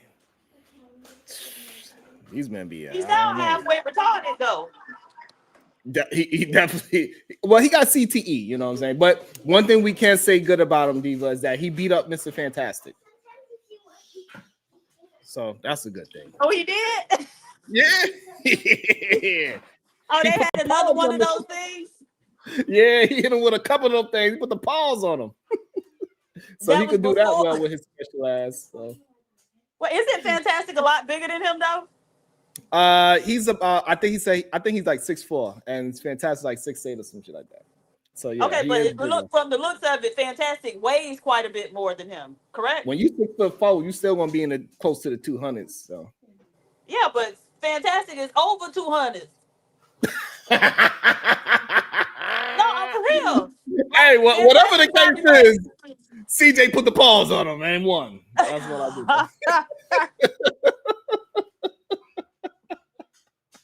do. He do sound a little like a bit of auntie for sure. I don't know why his neck started moving that way. I don't know. Yeah, CJ is a boxer. He is thinking about turning professional, actually, but I think he's probably a little too old. I told y'all before. Hold on, let me see the neck move. Are more attracted to. They have a higher propensity to be attracted to those men. I don't know why y'all got offended and expect Black power. That's where this racist shit come from. Like I told y'all before, it's the Black women that want us get us into this racist shit. Wait, okay, that's what it is. He sound like Mike Tyson. He sound like Mike Tyson. That's what it is. Okay. He do got a weird voice. Yeah, he talk like Mike Tyson. Oh shit. Can I finish? No. Later. Black women that want to listen to this race shit. Just let him land. No, it's fine. It's fine. We control. Hey, Tyranny, don't unmute yourself if I mute you. Go ahead, CJ. So yeah, I think they want to get us into a war that we can't win, so they can go and be with the white man, and that's a different topic. But sorry. Wait a minute. Why Black women got to get Black men in a war they can't win to be with the white man? They can just go be with the white man right now. What was that, man? That was crazy talk right there. Can I get some more of that freshly squeezed orange juice with carrot and ginger? It was so delicious, honey. Can I just get a little bit of You so stupid. I'm sorry. I'm having a good time today. I apologize. Yeah, I apologize. Let me get back to it. Tyranny, do you have a chance to reply, and then I'll get the best of the people that haven't talked, especially Big Rick, right? What did CJ said that was wrong? It's a battle of ideas. 1 second, Tyranny. Remember, this is the battle of ideas. You have uninterrupted time to prove CJ that what he said is wrong. No name calling for now. Later we can do it. Let's prove CJ wrong. Why is he wrong that most Black women are attracted to this type of man? Pearl, no, we're not attracted to them. Their men want us. That's why they really hate us, because they can't. That was not the question. That's it. That was not the question. You're wrong. That was not the question. No, Caucasian Tyranny, men you have to be. 1 second. I talk again. Tyranny, 1 second. Tyranny, 1 second, Tyranny. Half of Black women have herpes. Like, Hey, 1 second. 1 second. No, 1 second. Pearl. Hey, for real. No. Hey, everybody. 1 second. No, because she's here. Now, 1 second. Stop talking. Pearl, let me ask you something, Pearl. Are you trying to get a reaction of us? No, One second, Pearl. I'm asking you a serious question, right? Because we had you on the panel once, and Andrew Wilson was with us, right? And Andrew Wilson all of a sudden starting to do FUBU remarks and talking about black brands and all that. And I asked him, hey, brother, I see your content all the time. You usually don't talk like this. So my question is, and be honest about it, is there any of your statements you're doing today, statements that are made to trigger the crowd that you have right now? I actually came here prepared because I thought the topic was black fatigue. So I came prepared with stats, facts, data, and statistics. I came, but the topic is not black fatigue, right? That's what we spoke about. No, but is the topic black fatigue? That's what you told me the topic was. No. I'm asking. 1 second, please. Is the topic black fatigue? No, I invited. Hold on, Pearl. I invited you, right? And I told you already that the next topic would be black fatigue. We already addressed it. But what is the relevant part about making it about race when we're here about the relationships? Why go straight?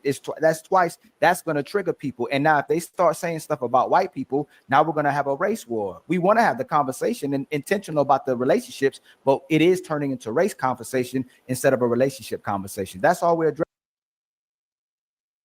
Hey, shout out to them for at least they ain't bow down. I give them respect for that.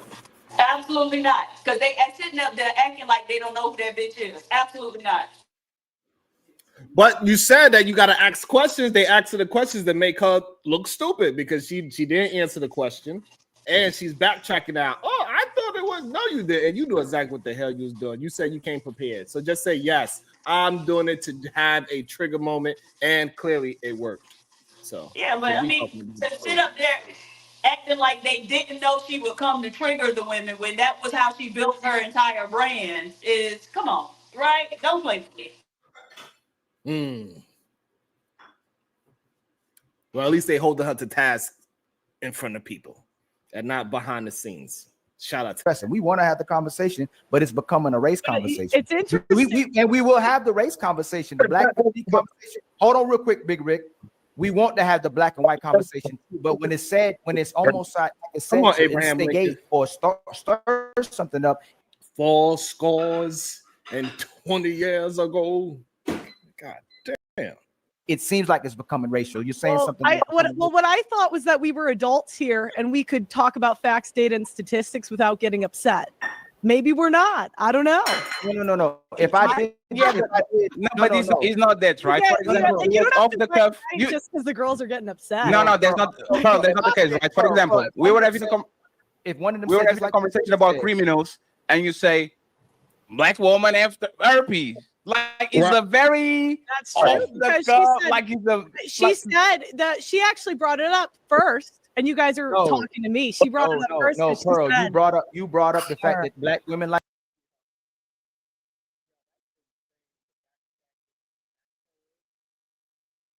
You muted. You muted. You're muted. God damn it. Thank you. Thank you. But the fact that now she's trying to backtrack what she did is that's criminal. That's criminal. Own it. And I can't stand when people get called out and they can't own up on their own shit. That shit is horrible. That is such bad faith. It's not even funny. Just own it. Like you already said what you was doing, right? Go ahead, Diva. She already said it. So even worse is the fact that they letting her slide by with quoting some statistic from 20 years ago, right? Because they have updated that statistic and then found that, what was it, like 34 point some odd percent. This was 2018. And the data was from 2015 to 2016. And so that's a decade old. So they letting her get away with some 20-year-old shit that's been updated, and none of these niggas got enough sense to know that. Yeah, that's crazy. And Cody, don't be worrying about PH Diva's melanin. She's being healed on both sides as the water. She's receiving the water, and she's on all dimensions through her growth. God damn it! Y'all know I be in the shower.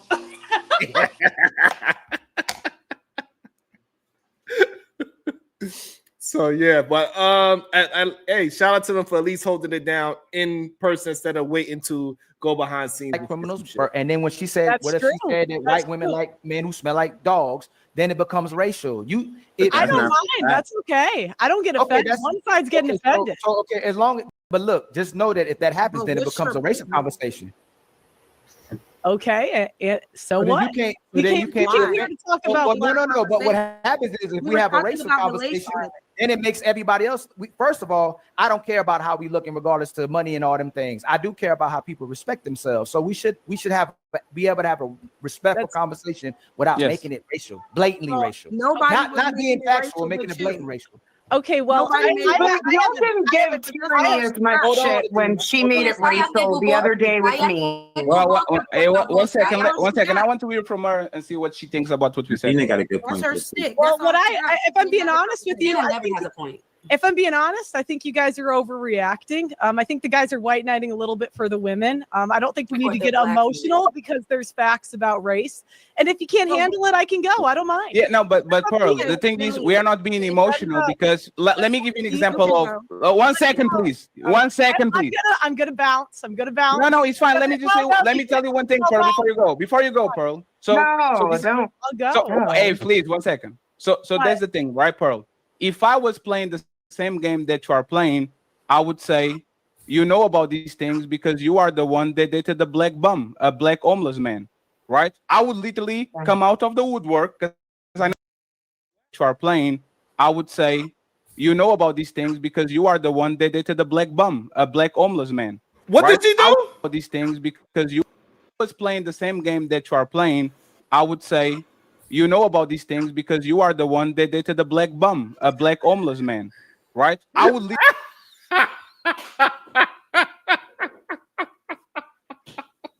Is this true?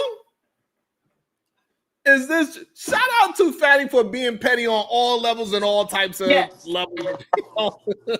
Yes.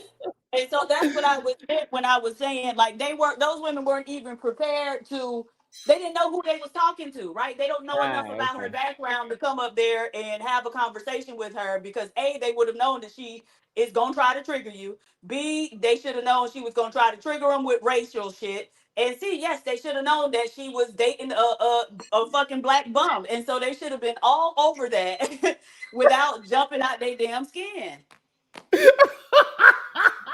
No wonder why she's quoting all these goddamn saying. She was heartbroken by it, but she thought she was gonna change that Pookie's life. God damn. I guess that milk of magnesia wasn't milking good enough. Shit. Literally come out of the woodwork because I know your story. God forbid. That's how you know all those red pill people be grifted because their life never aligned with the shit that come out of their mouths, right? So you saw the the Whatever podcast. Yes, I did see that before. Okay, so he was just talking to some lesbian white girl and called her stupid, and then she said, yeah, but your wife been married 3 times and got 3 baby daddies. And he went off. Yes, he went off, but she was pointing out, you sit up here and talk all this shit about what type of woman isn't acceptable, but you got the type of woman that isn't acceptable. Right. Yeah, he jumped out of his skin. It was crazy. Oh man, we don't have to review it. I'm gonna go find it now. You definitely should. You definitely should. We're gonna make a whole week of just dragging certain kind of people. You know what? I'm enjoying this too much. You know about these things because you are the one that dated the black bum, a black homeless man, right? I would literally come out of the woodwork because I know your story. God forbid I help. Right, and these not black women that are just addicted to black bums. You are addicted to a black bum because that was the person that you actually dated for a bunch of years, right? God So forbid I help the homeless. God no, no, he was not homeless. No, was not homeless? he actually wasn't, but that's what everyone says. He was sleeping on your house. No, it's not the full. I mean, it doesn't matter, but Yes, but my point is the fact how red she got, he was definitely a bum. Right, He was definitely right, and homeless. everybody knows, right? And so Fatty, yes, and I do, give him props for that because he did go there with her. But when she said, like, God forbid, because she, white people try to diffuse stuff with humor, and so when she said, God forbid I help the homeless, he should have been like, oh, so you help the homeless by giving them your pussy too, right? Because that has nothing to do with helping the homeless. You was letting that man bounce up and down in you. She almost killed me.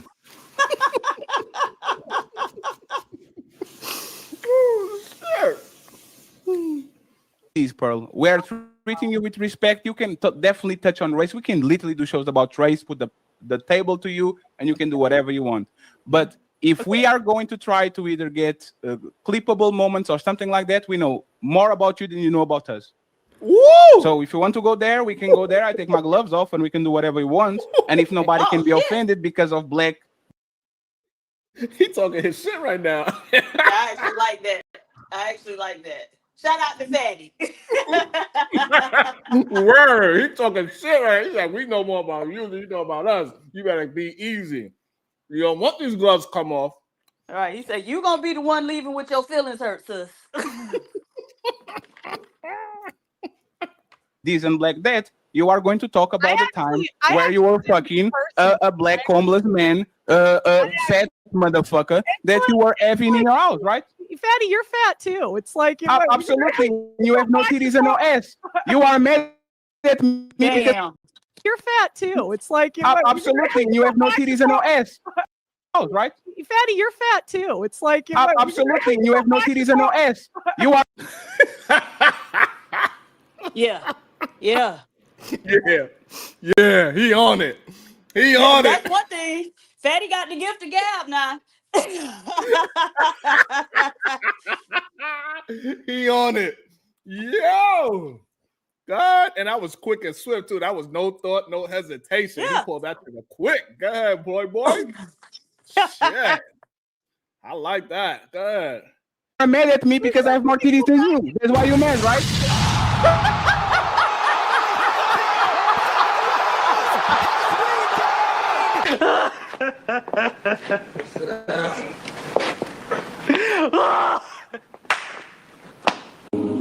I have a dream that one day every man and woman will rise above the hate, that we'll all become untouchable.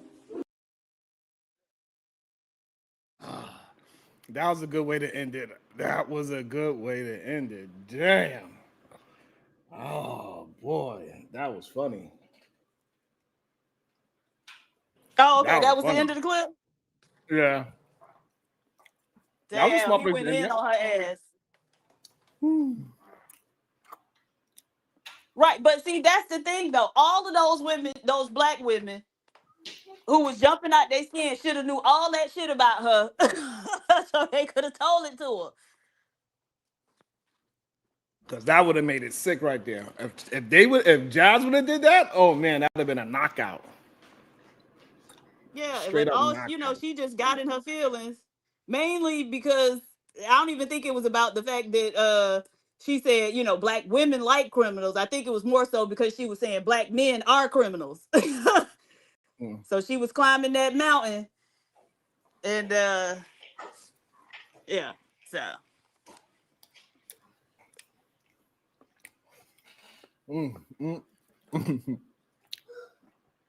That was good. The ending was good.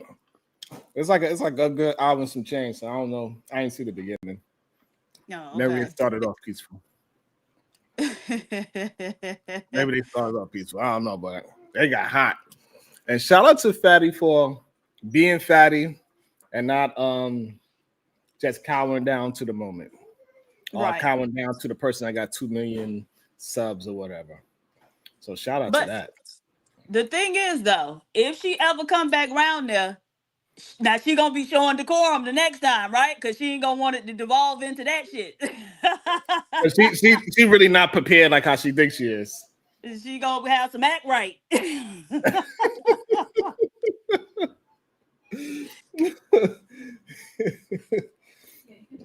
Because one thing for sure, he do not mind going all the way to the depths of hell.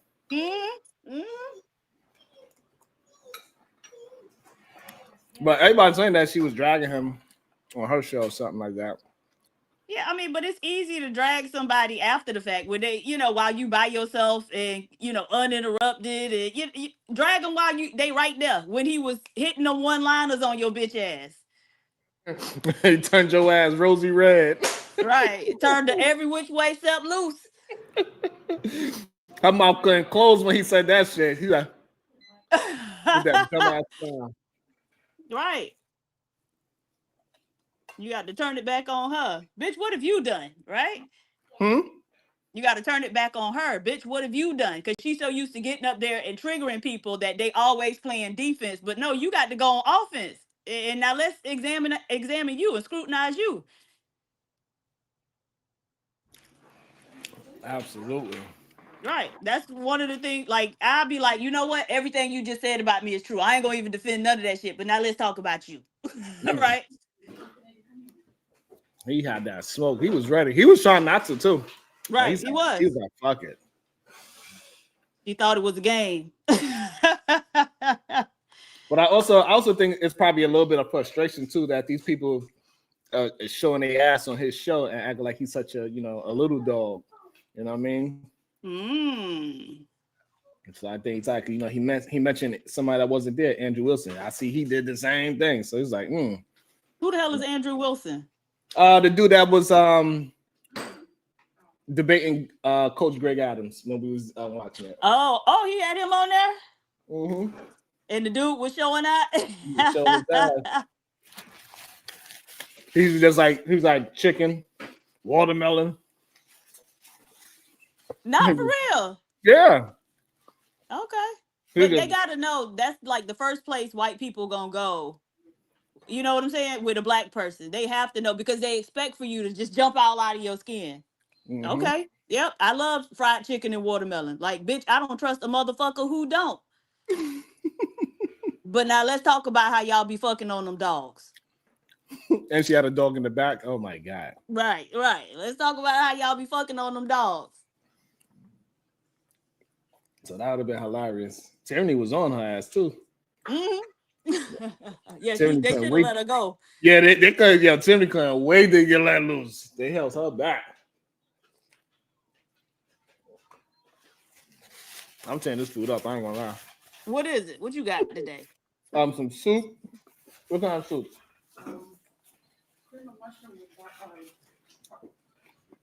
She can't talk right now.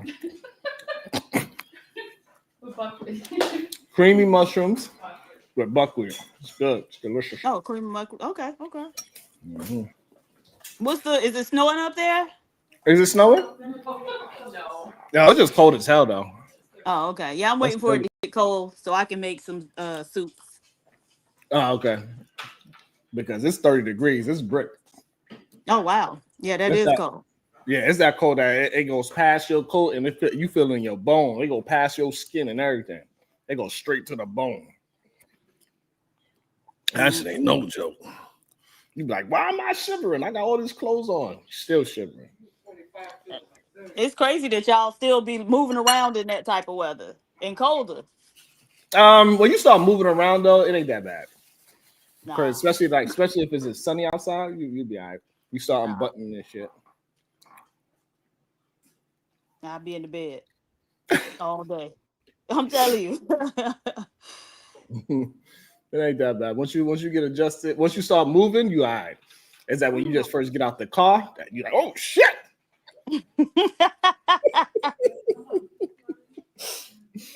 It is a funny thing because it is a whole mood in New York when you out here. Like even people that where they smoke cigarettes, Diva, they smoke real fast.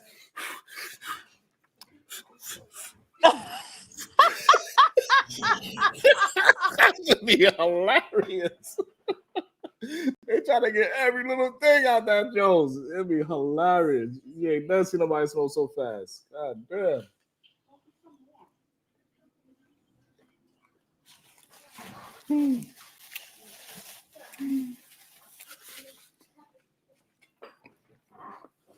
I would just wonder what makes people just want to side with Pearl just to be siding with her. I mean, I get it. She got 2 million subs, so. who was siding with her though? So who was saying like she drugged the girl? Because she really didn't drag the girl. You know what I mean? She was just up there trolling. Most of the black men that I seen with them two on the thumbnail, I see she got cooked. Like they all point to Jazz like she's the one that got cooked. Every thumbnail I see. I didn't watch some of the shows because I didn't want to see it because I didn't want to ruin it for myself. Right. But like what black men? Like are they in this sector? You know, they got 100,000, 200,000, 300,000 views on this goddamn on this stream right here. And the way how the thumbnail looked, it was pointing towards where they was siding with Pearly. Well, from the way how the thumbnail looked. You know, I saw a video. It was a reel today, but it was a short clip of a Dr. Claude Anderson speech. You know Dr. Claude Anderson? Powernomics? Okay. And so he was talking about meritorious manumission. Right. And so that was a law that was passed during slavery, like initially in Virginia, but then other southern states passed it as well. And what meritorious manumission was, it stated that enslaved people could be freed. That's what manumission is, freeing them. Could be freed for doing good deeds, right? And so how did they define good deeds though, right? So let's put ourselves back, you know, in that mindset during slavery. And you know, they're making a law that Black people can be freed from slavery for good deeds. What type of things do you think good deeds consisted of?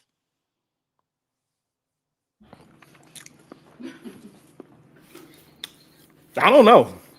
Really? I can't even put my mind in it. I'll be trying.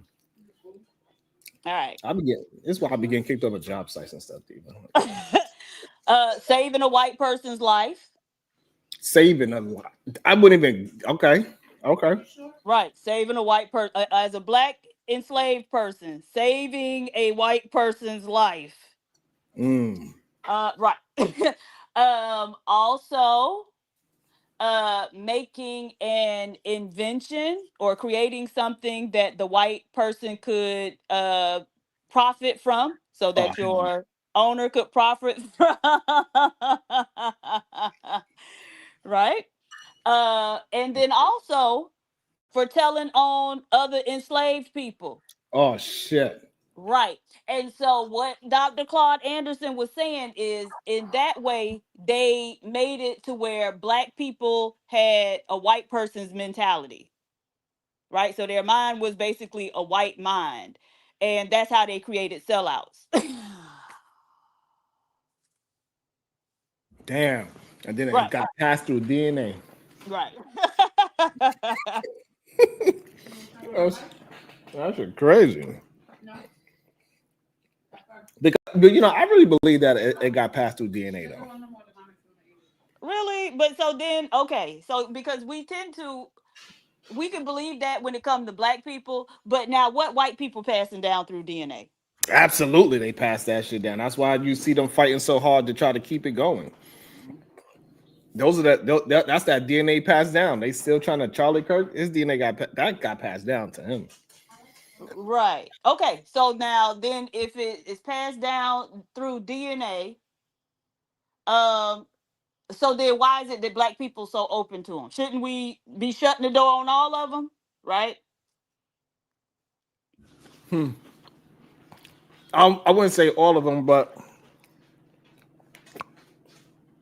gotta be. I don't know. Because we have to. I think the issue with it in today's time. I think in that time it's easy to say shut the door on all of them. And in today's time, it's difficult because even when I said like, hey, we're gonna go to another country, what you told me, Diva, they on your ass too over there. Right. So we gotta figure out a way where we could just keep them out as much as we possibly can. So we're gonna have to deal with them somehow, some way. That's what I you know. That's what I learned. It's like minimally, but when I say like keep them out, like understand that all of them are right, are the people who would have enslaved us if they could, and not trying to make distinctions between them. I think that's why I'm scared to move to the South. Why? I think my DNA ran away from it. A lot of people's did, but that's the thing. You know, people forget, like New York was one of the first slave states. Like, so it was up north too. At Kim West, $5. Here's my good deed. Thank you. And I can see your melanin is healing on all sides of the dimension, Kim West. Peace and blessings. Peace and blessings.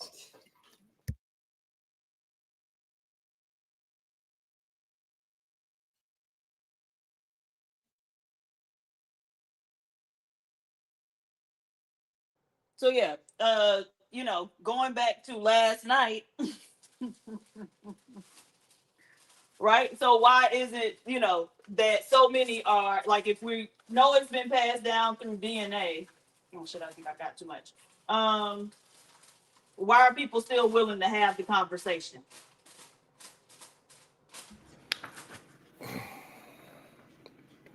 I think for the most part,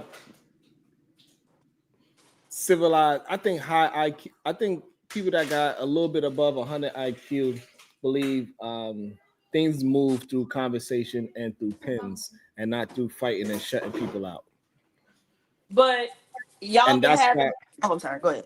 yeah. Good, no, you good.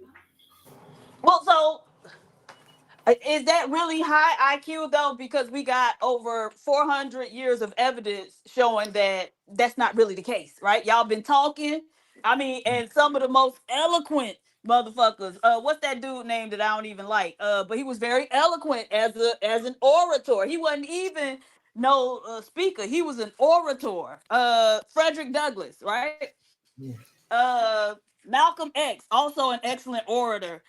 Martin Luther King, also an excellent orator. You know, and so it's just been person after person. Martin Delaney, you know, we can just go down the line, and so the conversation ain't changed them yet. And so, what? So are y'all thinking that at some point somebody gonna come up with the magic combination of words that's gonna unlock the door to their understanding? I don't think it's to unlock the door to their understanding, but I think it's to unlock the door where we're gonna have the laws start being implemented on a higher level. I think when we're having these conversations, most people don't really care about the actual white person that they are talking to, but it's more of keeping the fight alive, that we ain't gonna just lay down and just crawl up into some place in Alabama. Right. But so there are a lot more effective ways of demonstrating that, right? Through action, than sitting there having conversations with racist ass crackers, right? We saw what Pearl just did. And you said even the other dude, you know, he got up there and wanted to pull that out his ass, you know, watermelon fried chicken. Right. I don't know. I just but I think if we I guess if we're gonna stay in this country, we gotta use whatever we can that is for this country. And I believe people believe in the law part of this country. Y'all do? So they try to use that. Yeah, they gotta use that as much as they can and force the country to abide by the law. Because that's what pretty much all Martin ran on. It says, hey, listen, you said this and that. This is what your laws say. Do it. And I think that's what people mainly think, because politics is a powerful thing. Mm-hmm. It ain't been powerful enough. And the thing is, you know, a law is only words on paper unless you got somebody to enforce it, right? And so that's been the issue, right? We've gotten them to put laws on paper. So now we have where a lot of states are decriminalizing marijuana. And in many of those states, they still showing that black people being arrested for it, right? And so unless we got somebody to enforce that law that marijuana is not criminalized anymore, then it don't matter. It's just words on paper. And that's a very good point, and we got to be able to communicate that, and we cannot allow those type of things to sweep under the rug. Shout out to the Cash App. It said, after last night, I believe you are from Coonsville, Sharon. God damn. Who wrote that? Who was that?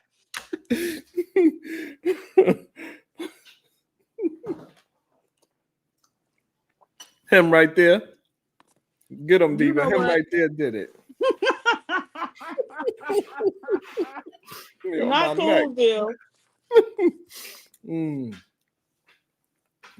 I mean, you know, even like when you say that, but you know, like it's a little bit of truth in that statement, right?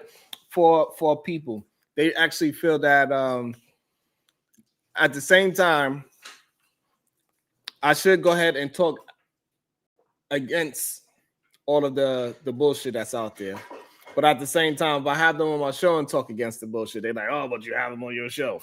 It's a strange thing that even though I be holding it down for my ladies, I hold it down for my black folks, I hold it down for my fellas.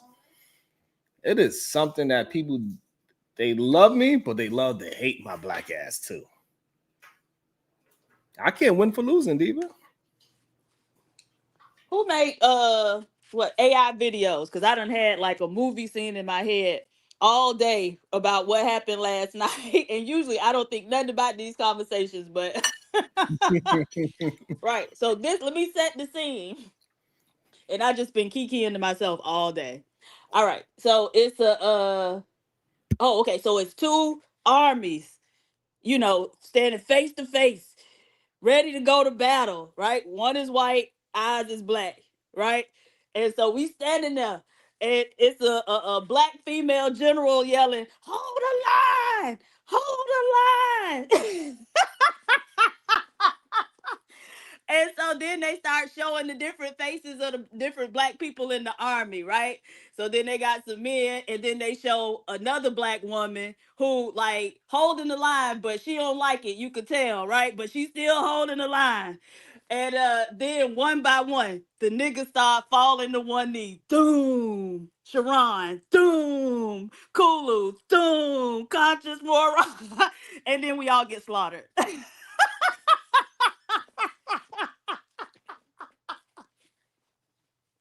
God damn. That's some shit. Look, if y'all can make an AI video of that, I'll pay you for it. And Sharon, you gotta play it.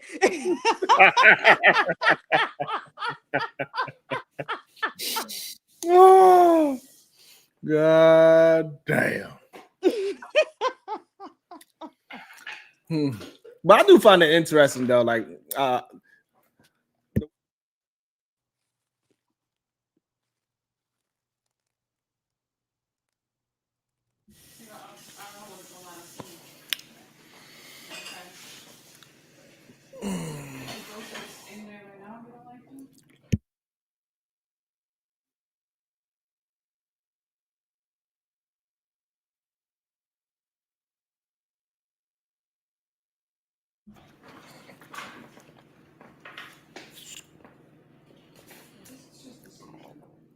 maybe.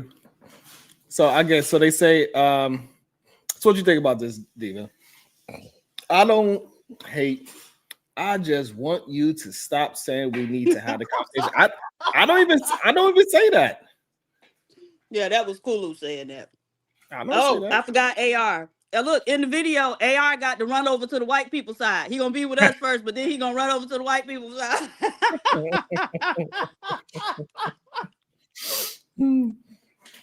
But I also think right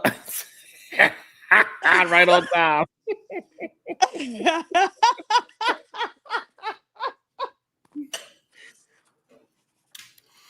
But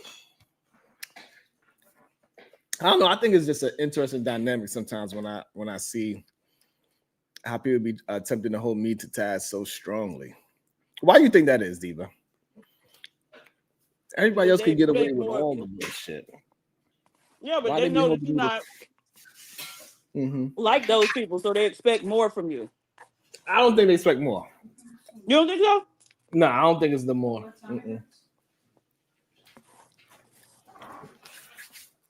Because if that was the case, they'll be here all the time showing love and support when I be doing more. That's true. So if it was the more part, it would show through the actions. Yeah. You know what I'm saying? So it's something else. I just can't figure that part out. They just want to talk shit then and fuck them.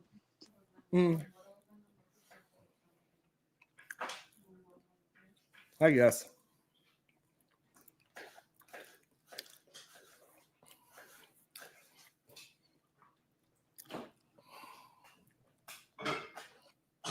Because at this point, right, if I listen to how everybody is telling me, there's no way I could grow the channel. What you mean? If I go to other apps channel and start talking to them, they're like, you don't learn your lesson. If I stay here and invite them to come here, oh, you let those people come on your platform and you let them say anything, And if I stay here and don't bring the ridiculous people around, they're like, you only attract the most stupidest people on your panel. This must be a safe place for retards, is what they be telling Well, me. it is. Now, we ain't gonna front like it ain't. It is. Nope, they love it you. Nope. They be like, let me go on Sharon panel and act a fool. But no, like, so last night I thought the panel was really good up until the White Walker came, right? So it was black people with very different viewpoints, and we were having like a good conversation. Nobody was fighting or anything like that. People were, giving their points, engaging in a back and forth. People was letting them have it. You know what I mean? So I think the conversation was great up until, well, probably, when what the boy name is, KT said something to Angry Man, but Angry Man ain't even like go off the deep end. He was just like, I'm gonna let you have this one. So I thought it was great. When it was, all the black people. I hear you. Guess what? When all the black people said, they ain't sent out $1. Really?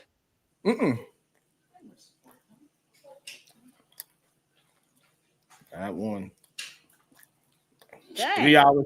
3 hours straight. Except for Black and Proud. Black and Proud, he always show me love. Even when there's only 2 people here. Okay. Well, a lot of people like the drama. Damn it. Ouch. So that's what get them to move. That's why it'd be so confusing to me. You know what I'm saying? Yeah, tell me one thing. No, we want to have and man. What? They be telling me all that type of shit. No, Sharon, we don't want to hear that negative stuff about black people. And then I go and look, I see all the shows that's doing the negative things about black people. They're right there.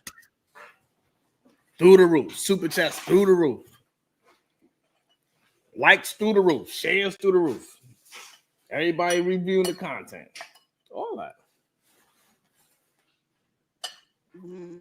Let me say, man, black women is doing so good. And Sherrod, oh, please. I don't know what the hell you talking about. You need to get into a different algorithm, right? Because it's a whole like pro-black sector. It's a, I want it's a whole, huh? Why you wouldn't survive there? Because I would see all the scamming shit that they saying. Well, no, not even. I'm not talking about the conscious sector. That's different. So I'm talking about people who do like more scholarly type stuff. I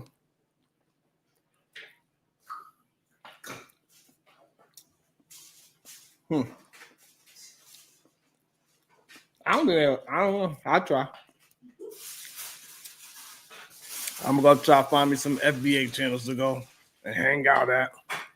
Yeah, or just different things. But yeah, just the like Fight Club ignorant shit algorithm. But Diva, once I go to the back, I'm gonna find more people like Creator, and then if he come back on, and then I find another creator to come on this show, they're like, he's scamming us, Sharon. He ain't building shit. That's just gonna happen. Well, you know, I'm telling Diva, no matter what I do, from my experience so far on YouTube, even though I'm saying true to myself for the past 2 years, they'll find some way to just complain about it. I don't know what it is about it. I don't get it. right. But so you're like talking about this particular audience, but if you branch out, you're gonna get other people from, like, if you go wherever Creator be at, another creator.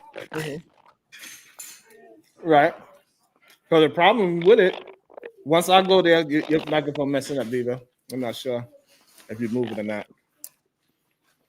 So what happens is, so I go to the other side. Everything's good. And I start telling them, they're going to say, hey, Sharon is, they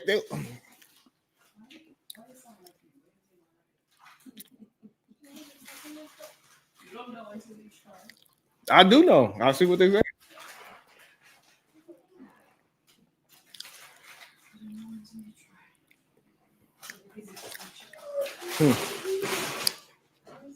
Well, I try to get. We'll see. Because I tried it last time, and where you went? I don't know. I went to some place. I don't even know the name of the damn channel. And they did the same thing. They did to you. It's like, oh shit, that's Rob from the Wild. What? Like, oh shit, they know me over here. Right. You be like, okay, but shut up about it. Let me at least try to be civilized. Mm-hmm. Hmm. Mm-hmm.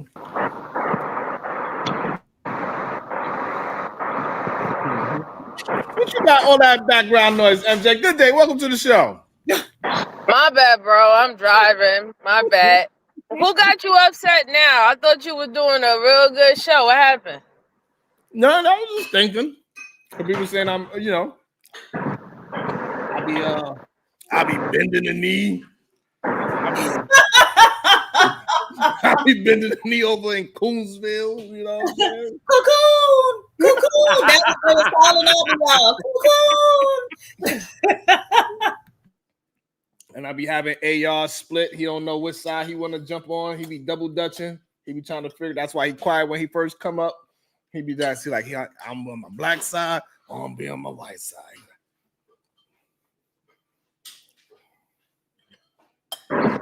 Sharon, who give a fuck what these people think? Do what you want to do, all right? Like, I'm sorry. Like, I swear to God. Fuck people and their fucking opinions. Who give a fuck?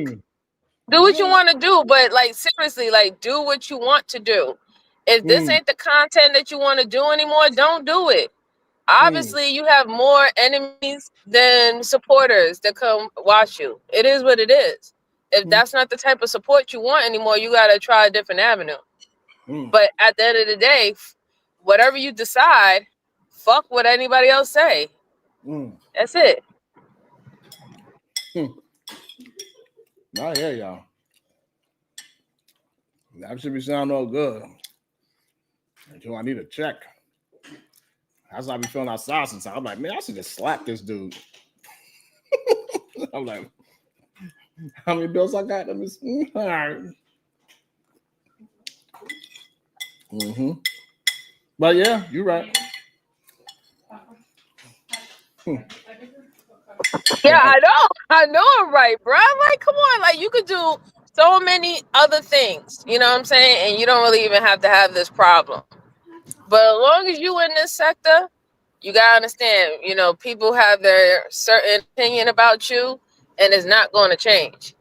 And you're never going to satisfy them because they're, they just want to be against you and be an antagonizer by nature. So you just gotta understand that's what it's going to be when it's with you. So if you don't want to have to be bothered with it anymore, don't be bothered with it anymore. I hear you. It's easier said than done.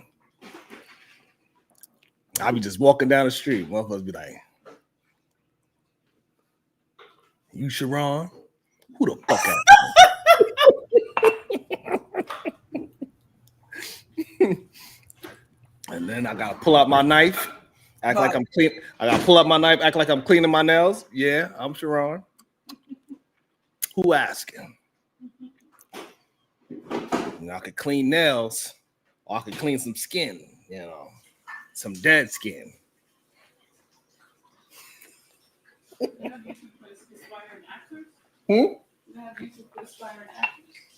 They do. I could maybe I get deeper to start writing my scenes of me bending knees, and I could act out the scenes. I'm gonna have Sanaa come here. She's gonna be the black woman. Hold the line. Hold the line.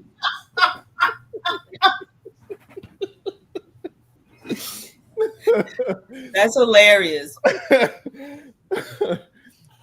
But I did see it. I ain't gonna lie. The way how you explained it and everything, I did see it, Diva. I seen it. You see it? I see it. I ain't gonna lie. I see it. I see it. I'm gonna figure it out.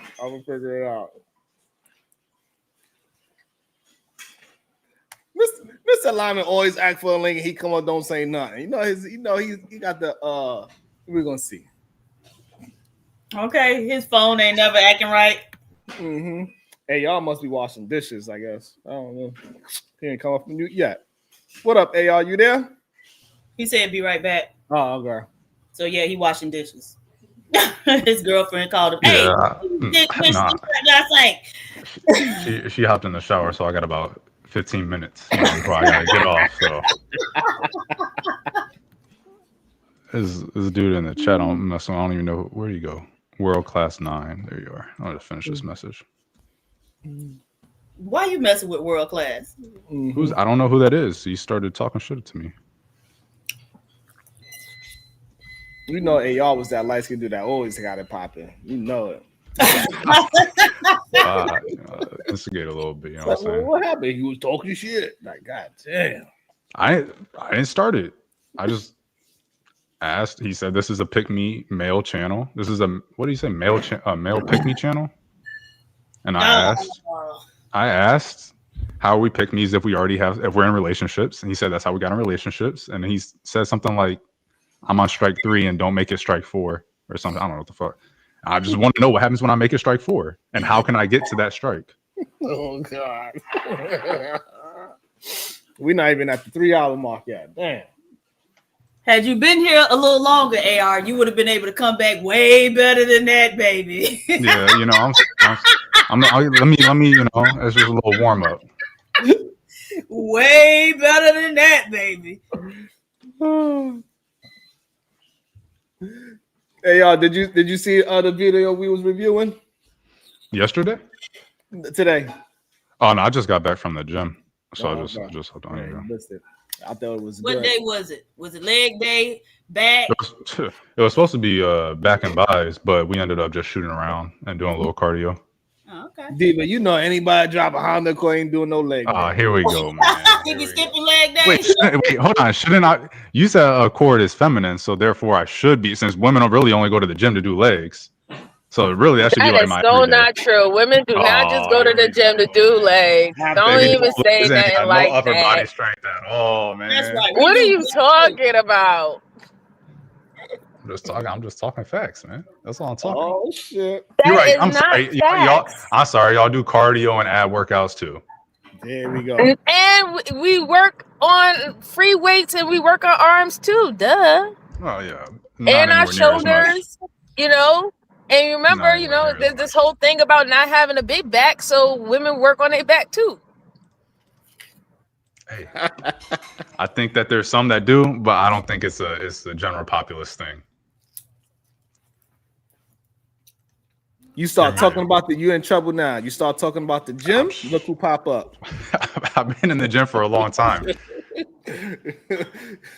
Don't make them take off that muscle shirt. You gonna only want.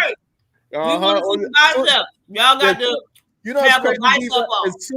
As soon as Marvelous, every time Marvelous hit my panel, I smell baby oil right away. You know what? And he kind of look like LL Cool J. All right, LL. Say when I'm alone in my room, sometimes.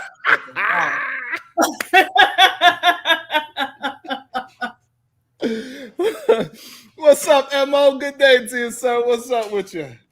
What's going on, fam? Good seeing y'all. Hey, Mo. All's well, I assume. What's up? What's up? How you doing? How you doing, MJ? Chilling in this traffic. What's going on with you? Oh, it's good. Just getting off of work, so they let me go home early today, and I was like, "Cool, I'm good with that." Same thing. They let me go home early today too. That's why I'm stuck in traffic. You supposed to be protecting and serving. How they let you go home early?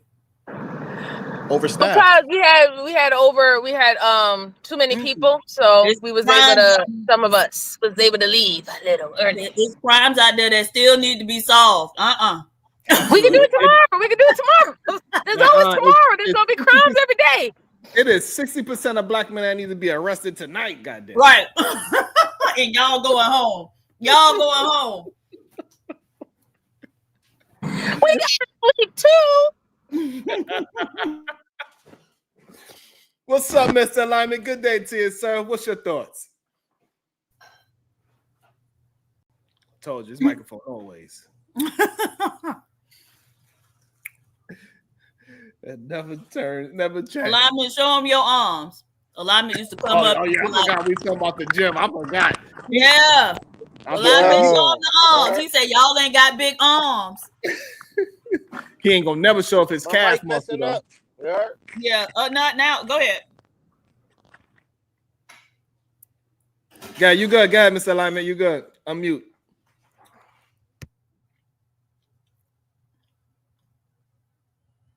Yeah. That was bars right there, Mr. Alignment. That's the best thing you ever said. God damn. God damn.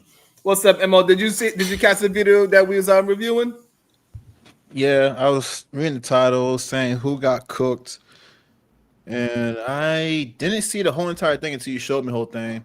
I've only seen like some people review. What's that one guy name? God damn.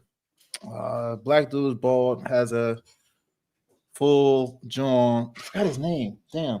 Well, he did a review and he was talking about what's his name? Say again? Coffee Pod, Charizard. Nah. Some shit. God, I forgot his name. But anyways, he always have a hit or miss review. I like different opinions on different things. But his thing, he was like, for the most part, he felt like it went racial initially because apparently Tyranny was acting like she didn't know what the topic was about or something like that. So then she used something that was more close to heart to understand, like, oh, you should know because such and such in the black community. And from his perspective, that's how he looked at it. And then it went racial, of course, after that. And that's when I stopped listening because I don't like listening to nonsense. So I didn't really tune in for after that. Then I saw more stuff when it came to getting cooked. Technically, Fatty is the one who cooked. I just saw Fatty was the one who was cooking. But that's all he had as far as my opinion when it comes to that whole situation. Yeah, I was surprised that he held it down the way how he did. I'm glad that he didn't change up at that moment. That was the perfect time for him to be Fatty. Yeah. You know what I'm saying? Like all the other times, I'm not sure if I agree with him most of the time, but that time, 100% I agree with that version of who he was at that moment. And I guess, sometimes it be like that, right? They say a broke clock could be right twice a day. And there go one. You got one. But so shout out to that. Shout out to Jazz. Good luck to her with building her channel and fighting the good fight. You know what I'm saying? Oh, okay, so she building a channel. What did she talk about? I have not. That's my first time actually hearing her talk for real. Okay. I see her name. I see her on a lot of thumbnails for obvious reasons. They always trying to make her out to be some kind of bad person, which is weird. Remember they did that with what was the other girl name? B something. Something B. Simone? No, she was in this area. Robbie? No, not Robbie. It was the other girl. She was like Taylor, B. Taylor. B. Taylor, yeah. Oh, B. Taylor. Oh, this is crazy. But yep, you're right.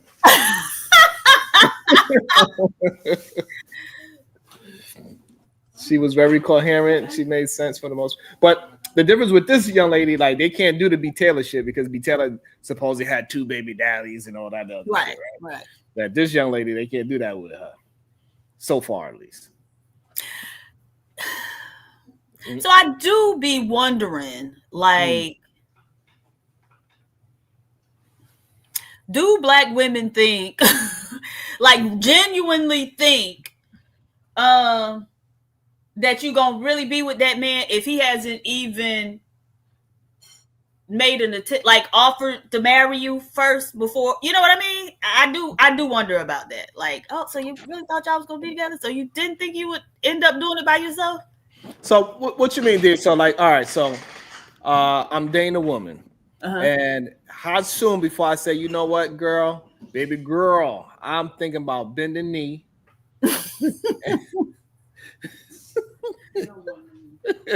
And ask for your hand in marriage, and I don't give a damn about your punk ass daddy.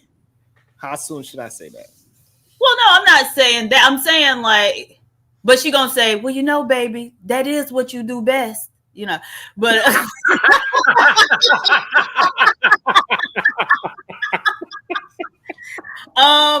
so it's not about how soon or not soon you should do it. Now, if the woman is interested in getting married, I wouldn't be waiting forever for it, right? You know, the women who 5 years into the relationship and still like harassing them to marry her, he probably ain't gonna marry you. And if he do, you probably ain't gonna want to be married to him. But what I'm saying is,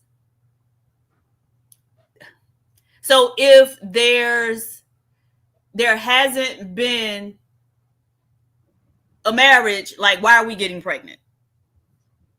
I guess that's what I'm saying. And so and not having the expectation that you're gonna do it by yourself. Now, if you are okay with doing it by yourself, or if you just want to have a baby, like some women be like, I wanted to have a baby, right? That's not what I'm talking about. But I'm talking about the women who really like somehow think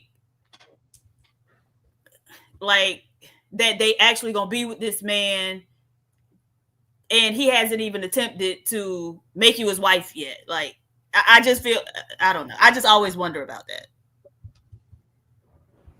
Hey, y'all, what you got to say about that? Because y'all's in that position now. So, what? Like, why hasn't she proposed to me yet? You know, right? Yeah. Wait, y'all got a baby? Yeah. No, hell no. Oh, okay. But that's what I'm saying. Like, okay, so if y'all, you know, together, whatever. But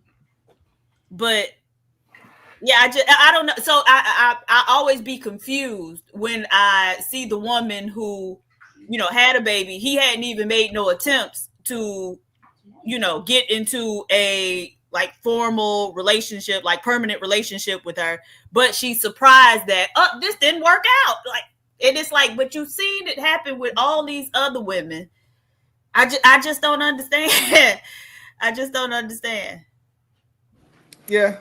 It's an interesting dynamic that if you're not the person that just want to have a child and you actually want a married family, because just because you're married doesn't mean that you're not a family, right? But if you want a married family and that man has not showed any signs of it, you're gonna have to recognize that, hey, you're gonna be one of those aunties and uncles in our community that is, they call each other husband and wife, but they ain't never get married. They've been together for 30 years and they ain't never get married. But a lot of times that don't even happen, right? They end up splitting up. I mean, after 20 years, yeah. No, even before that. That's how we get time. all these single, you know, parents out here. They end up splitting up. A lot of times, because this is the thing that I don't think women appreciate. When a woman gets pregnant, and certainly after she has a baby, like her life changes, right? Most times it seems like women start thinking about different things, whereas a man hasn't really gone through that whole process of changing, right, with a baby. And so a lot of times nothing has changed with them. And so they want to still do and be and act how they were prior to the baby getting there. And this woman has undergone a total metamorphosis. And so a lot of times, you know, the stuff that she was okay with on the front end, she can't still be okay with on the back end. But it's like, I don't know. What makes you think this man is going to hang around if he's not trying to hang around permanently? We've seen too many, you know, men just walk away and not look back. And so I just be wondering, like, are you really surprised? Like, how did you not at least think that was a possibility? I don't know. I'll tell you the truth. I think it has something to do with just being in the moment. And I think that some fellows have good game enough to get the woman to be in the moment instead of, you know, working on securing what they think the possible future could be. So they're just so happy just being in the moment with that person when everything's all good and rainbows and sunshine, that a lot of things just, you know, flow naturally. And it's not until like hindsight, they was like, dang, I should have secured this and I should have secured that. I should have made sure that this person, you know, marry me and lock it down. You know, like all of that becomes hindsight, thinking more strategic. But while they're in the relationship, it's all about within the moment and how they're feeling at that point. Okay. I can understand that, but at the same time, right? So if we in the moment and we so in love, then why wouldn't we be getting married? You know what I'm saying? Why is there no Vegas wedding over the weekend? You know, because we in the moment and so in love, but it be a child. You know, I don't know. And so I think that there is something, I don't know. I think there's something going on. So there's this guy on YouTube, he be reading books. He read like parts of books and then, you know, talk about them. And I like his channel. But he was reading a book, and I actually have this book series. I think it's called The Negro Metropolis. And it's about a community called Bronzeville. It's right outside of Chicago, or in the Chicago Metroplex. And this was back in the 30s. And so it talked about different parts of that community, because some people were middle class, some people were lower class. And so I remember one of the passages he was reading, it talked about, I guess it's a chapter in the book. It talked about like dating, you know, in marriage type things. And then there was also a thing like religion, but on a chapter on religion, but all of those different ways, the book was saying you can distinguish between middle class blacks and lower class blacks, right? And so like the middle class blacks were either AME, or I can't remember what the other denomination was. The lower class blacks was the spiritualists, the Pentecostal people, right? But we can look around us and kind of see that even today. And so with regard to like dating and relationships and marriage, it was saying that the middle class blacks had a different value system than the lower class blacks. And so the lower class blacks would have those children more readily, whereas the middle class blacks wouldn't. And so I don't know, that just kind of shifted me. And I always look at Black women's like dating choices and through that lens now. Because he was saying even when the lower class blacks got married, you could still tell the difference, because what the lower class Black woman expected from her husband was very different than what the middle class Black woman expected from her husband. So the lower class Black woman would say she had a good man if he worked when he could and didn't spend up all his money on alcohol. Right? So a man not even having a steady job, you know, he could still be a good man to a low class Black woman. And we could look at that today, right? If you could be with a homosexual, it was real interesting. And so I don't know. There's a difference in value, I think. Absolutely.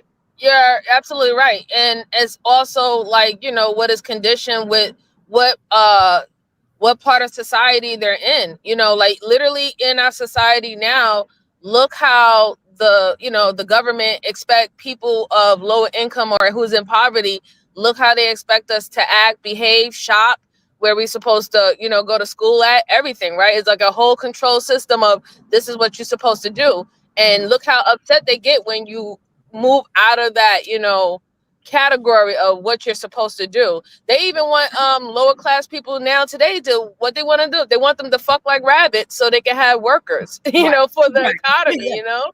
Absolutely. Yeah, that's interesting. Shout out to Black and Proud. He said, read my last comment. Now, sisters. Nah, sisters. Nah, sisters.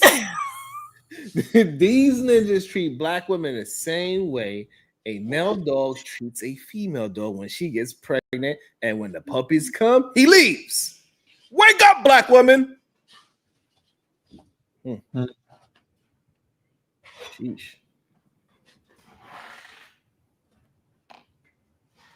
God dang.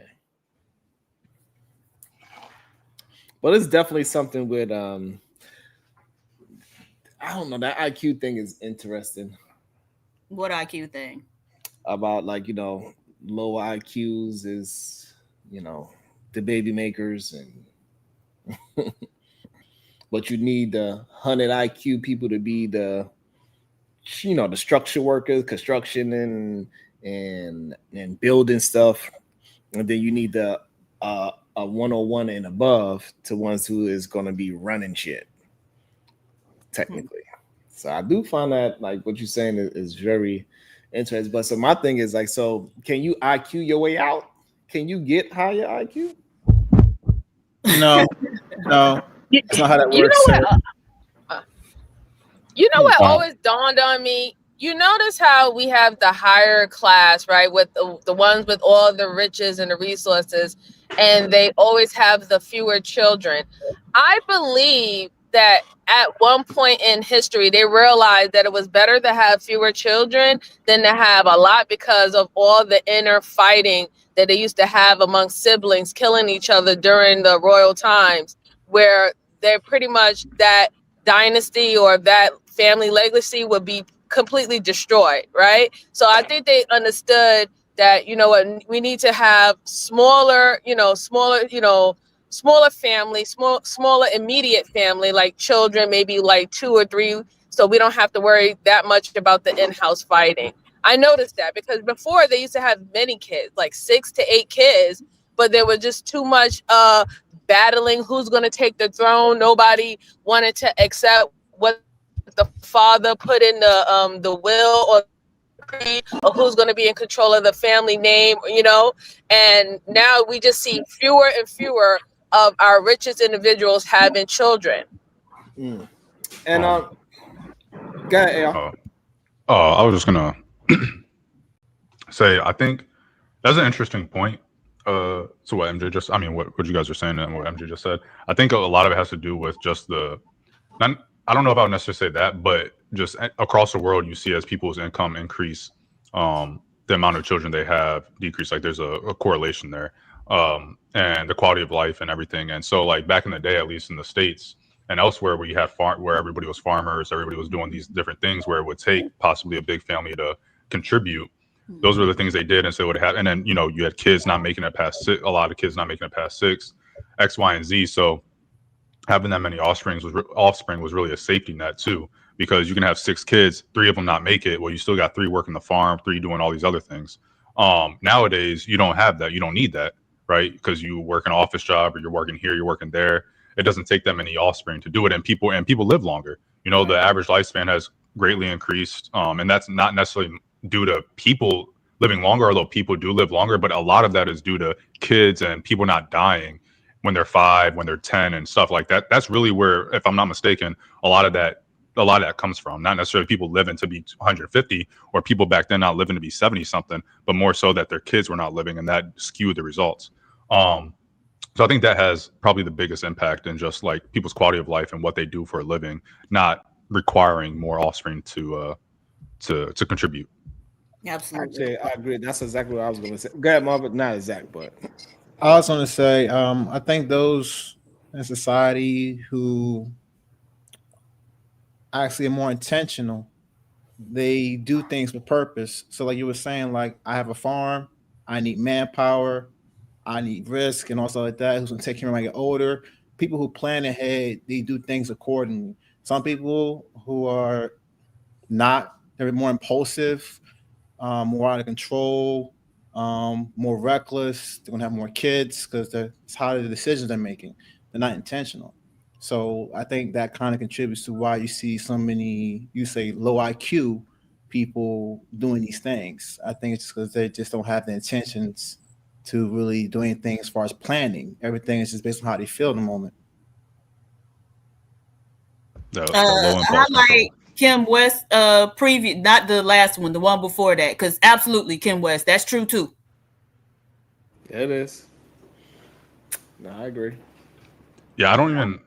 I was gonna. I don't know how people feel about Thomas Sowell over here. But PhD. But what you were saying about the different cultures within communities, he has talked about, especially in the. I don't know how I don't pay attention to him nowadays, but from his videos like in the 70s and 80s and stuff, he has talked about stuff like that, about how it's not race, it's not anything like that. It's just culture and people's culture, different values and different X, Y, and Z. And even I remember he had talked about like. Because people say, oh, Asians are doing great over here. And he's like, well, no, that's not really true. You have subsets of Asians doing great and you have other ones doing terrible. And so going into your point about the culture within culture, he probably has some decent stuff on that.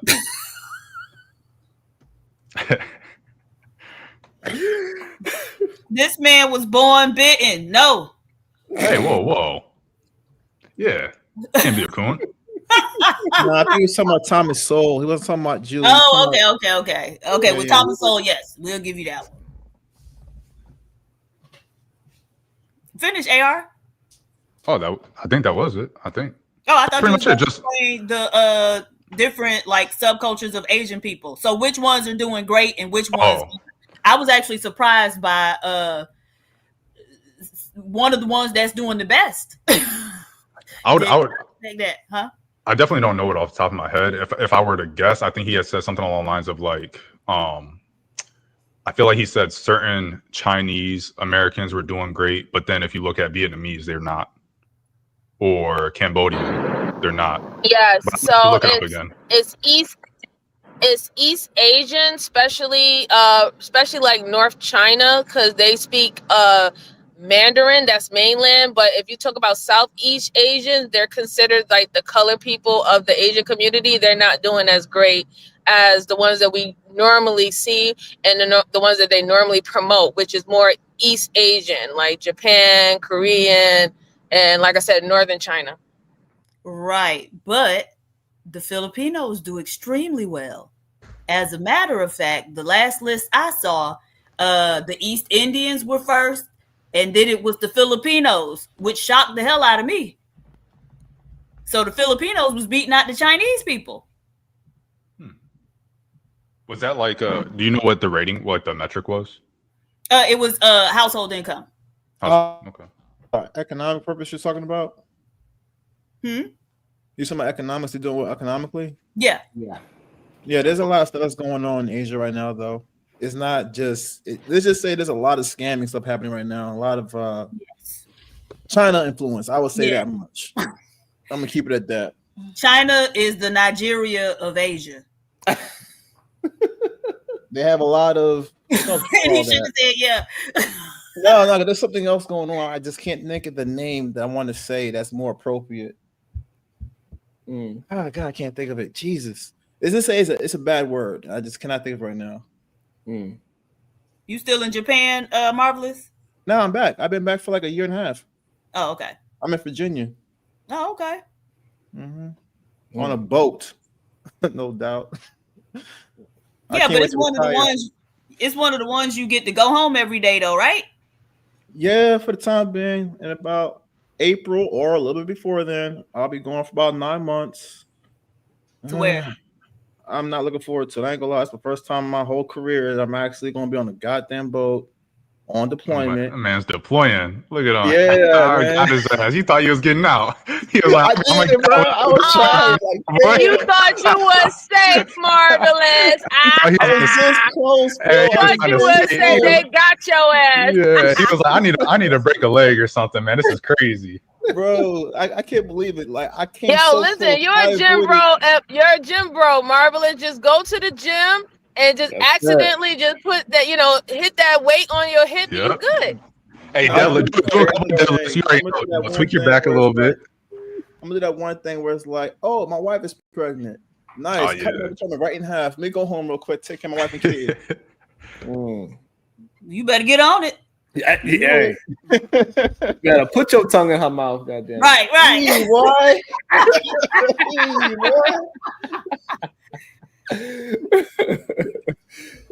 Oh shit. But I don't know what it is with the IQ thing though.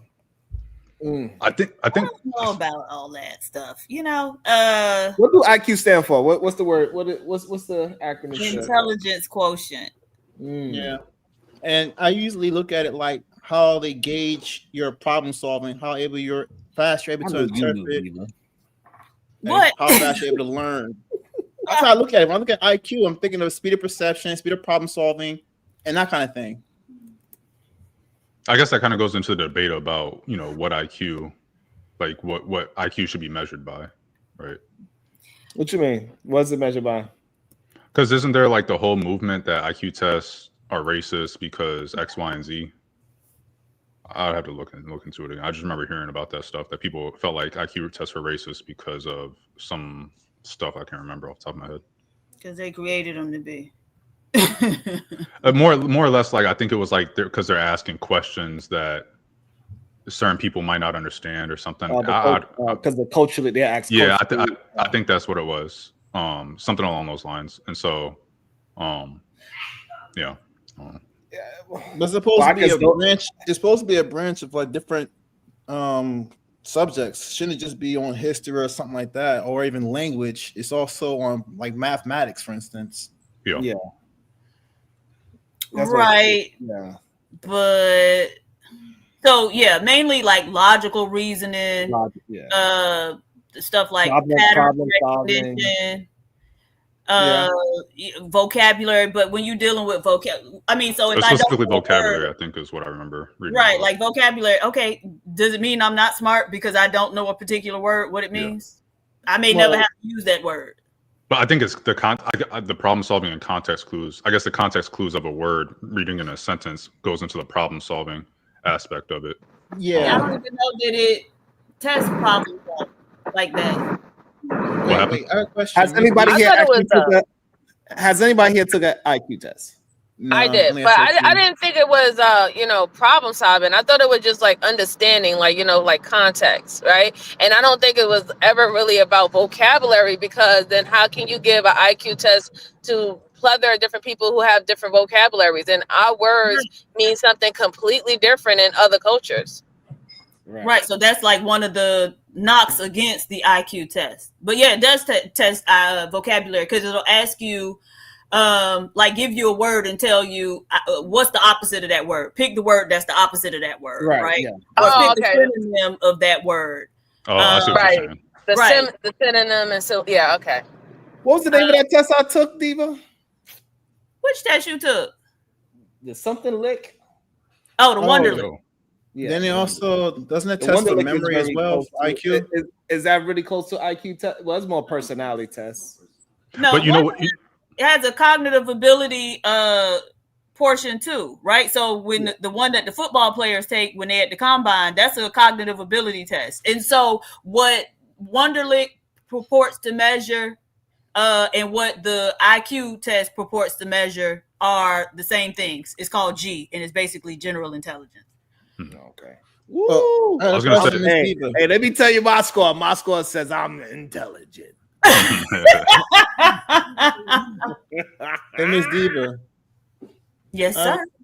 Yeah, so I was just going to share my opinion with this. When I think of words like smart, genius, intelligence, I always thought that smart, for the most part, was like someone being a subject matter expert in a particular field or a particular, you know, some topic or something, right? They know a lot about something.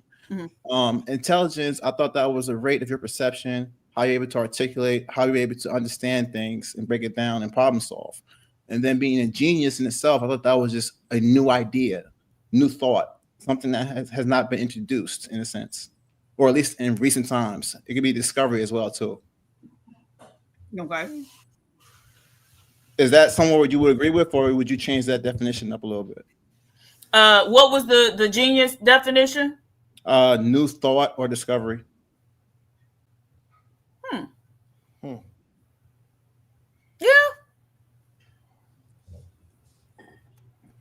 Yeah, I mean, I can definitely see that. Like, because genius people are typically going to have some, new type of,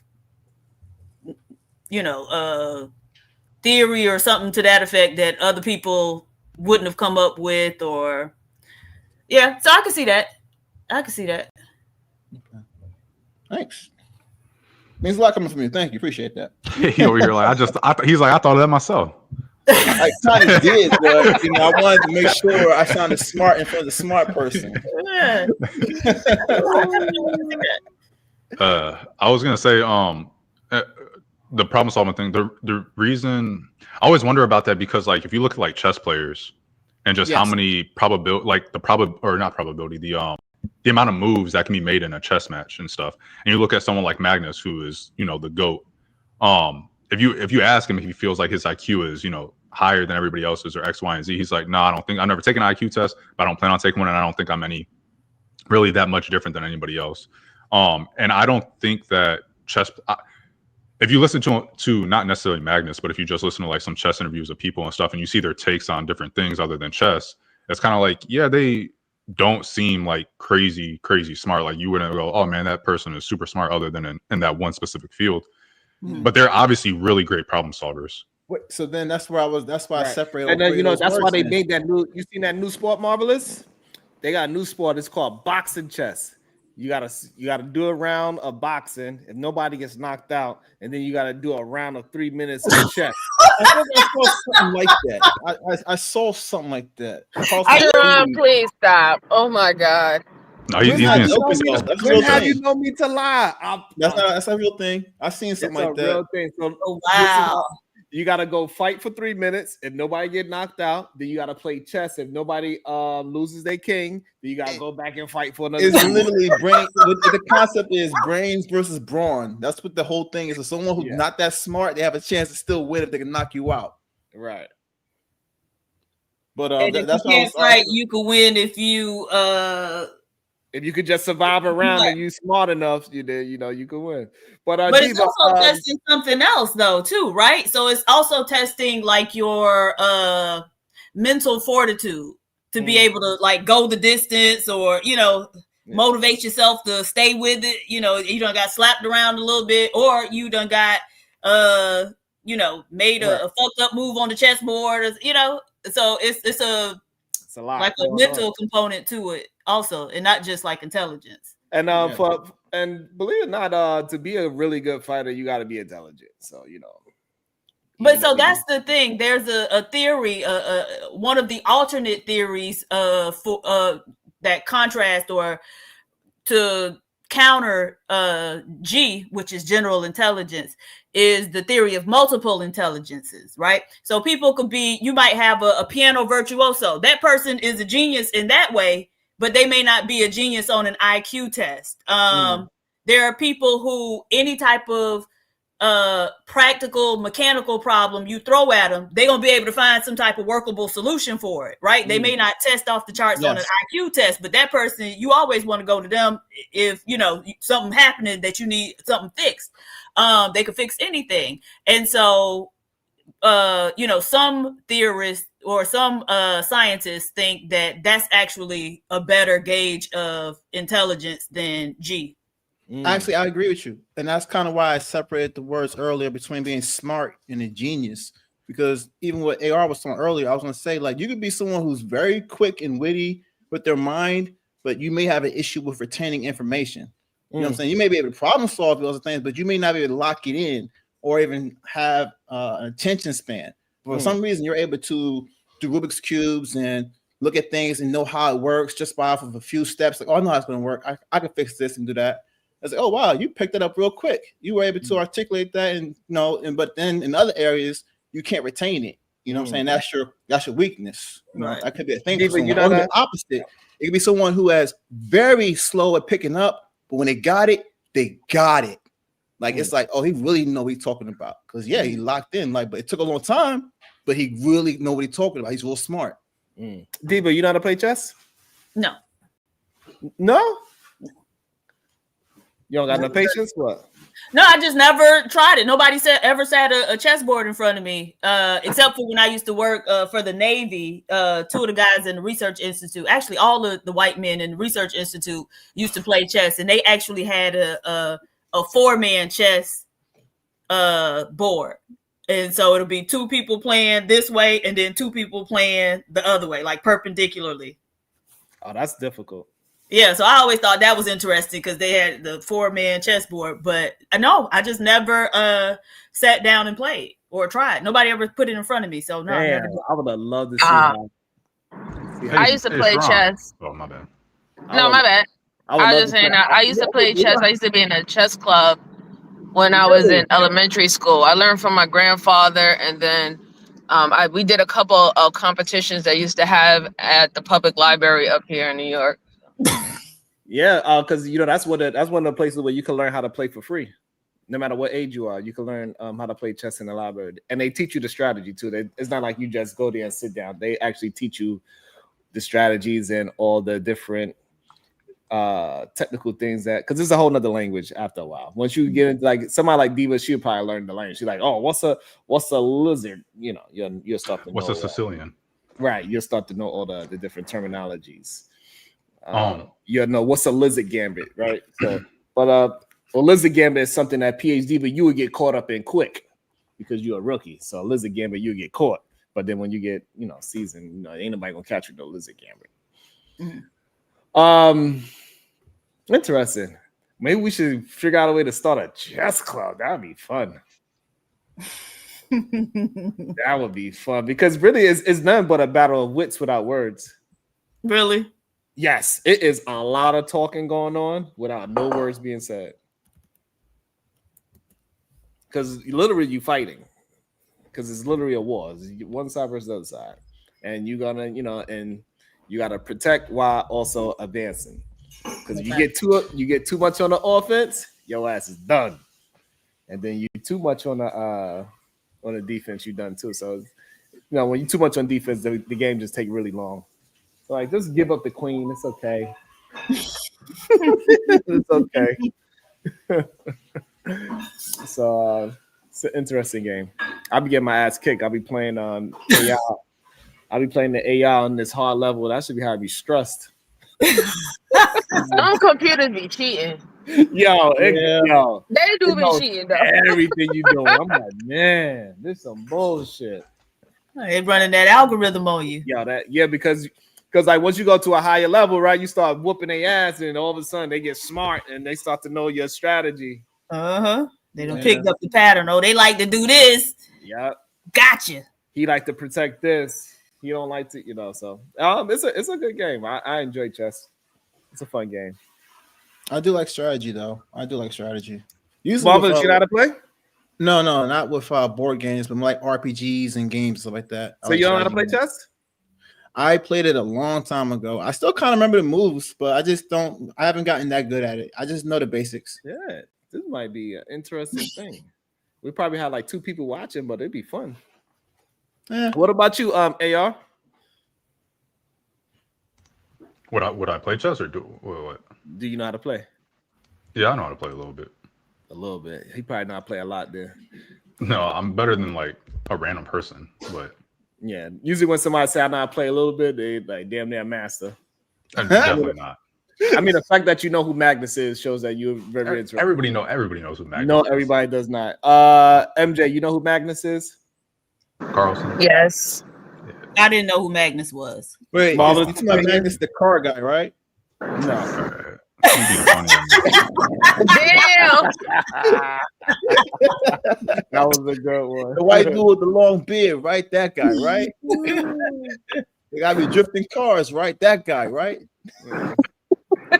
He's Diva. He's like he's the Michael Jordan of chess at this moment. Well, he's better than that. Damn. Even though people have beat him, but he's really good. Wait, but who was? I forgot the guy's name. Who was the recent one who just passed away? He passed away at the age of 35, 37. Yeah. Daniel Nardowiski. He was only 29. Yeah, he was 29. Yeah. Yeah, and he was the head of the Charlotte Chess Club. I was pretty Why sad he when he died, died? actually. Most likely an overdose or something. Oh Lord. Yeah. I used to watch a couple of his videos. He has really good instructional video. If you are actually interested in learning chess, he has amazing instructional videos online on his channel. He has, because he's probably like he was a top probably he's one of the best players in the world, but and specifically Bullet or Blitz, which is under 1 minute and under like 5 minutes or something, or under 10 minutes, I think. He was like top 3, top 5 in the world. And yeah, he just does a really good job of explaining stuff. He liked history, so he'll go on the history of certain things and all this other, like, oh, this position was, these two grandmasters back in 1983, their world chess match or something. Like he was a great dude, and so RIP to him. And some people are so good that they don't even need to move the pieces on a board. They could play without no pieces on no board. What does that mean? It's all up in the head, basically. Because every square is numbered in letter. Oh, so they talk to each other and say, "I'm here." Okay. Yeah, D4, C3. No, it's so true though. Like if they can literally play without pieces just by knowing the square and just saying the square horizontal and vertical, like the axis, they can just play a whole game. I'd be like, if you don't get your crazy ass out my damn face with this shit, damn letters and numbers. Right, it's Battleship. Yeah, Battleship. You could. It's strategy in Battleship. I think just memorizing like the board and stuff, which is actually crazy because you'll see if there's videos on YouTube of them being not only blindfolded but playing multiple different chess matches against random people at once. So I think Magnus has one where he plays like 6 people and he's blindfolded and he's just memorizing in his head saying this is the move I want to make, memorizing what moves they made and doing it for like, I think it was like 3 to 6, I can't remember, just random people and beating them. Other people have like Hikaru Nakamura and a bunch of other grandmasters do it too, but yeah, that's on some genius level right there. That's very strong sensory and pattern recognition. So what are each of you all interested in? Something you interested in that you like elite level at? Like that's how much interest you had in it. You learned that much about it. Oh, mine's would be driving. I'm actually one of the top in the world. Dead serious. On virtually. Yeah, virtually. I'm gonna pull up the screenshot. I ain't gonna lie. I'm sorry, Mark. I'm sorry. I know that sounds crazy, but it's like I can actually show you my scoreboard. I'm actually really good. Like, I was like, what? Hold up. I'll show you something even more. Damn bullshit. Hold up.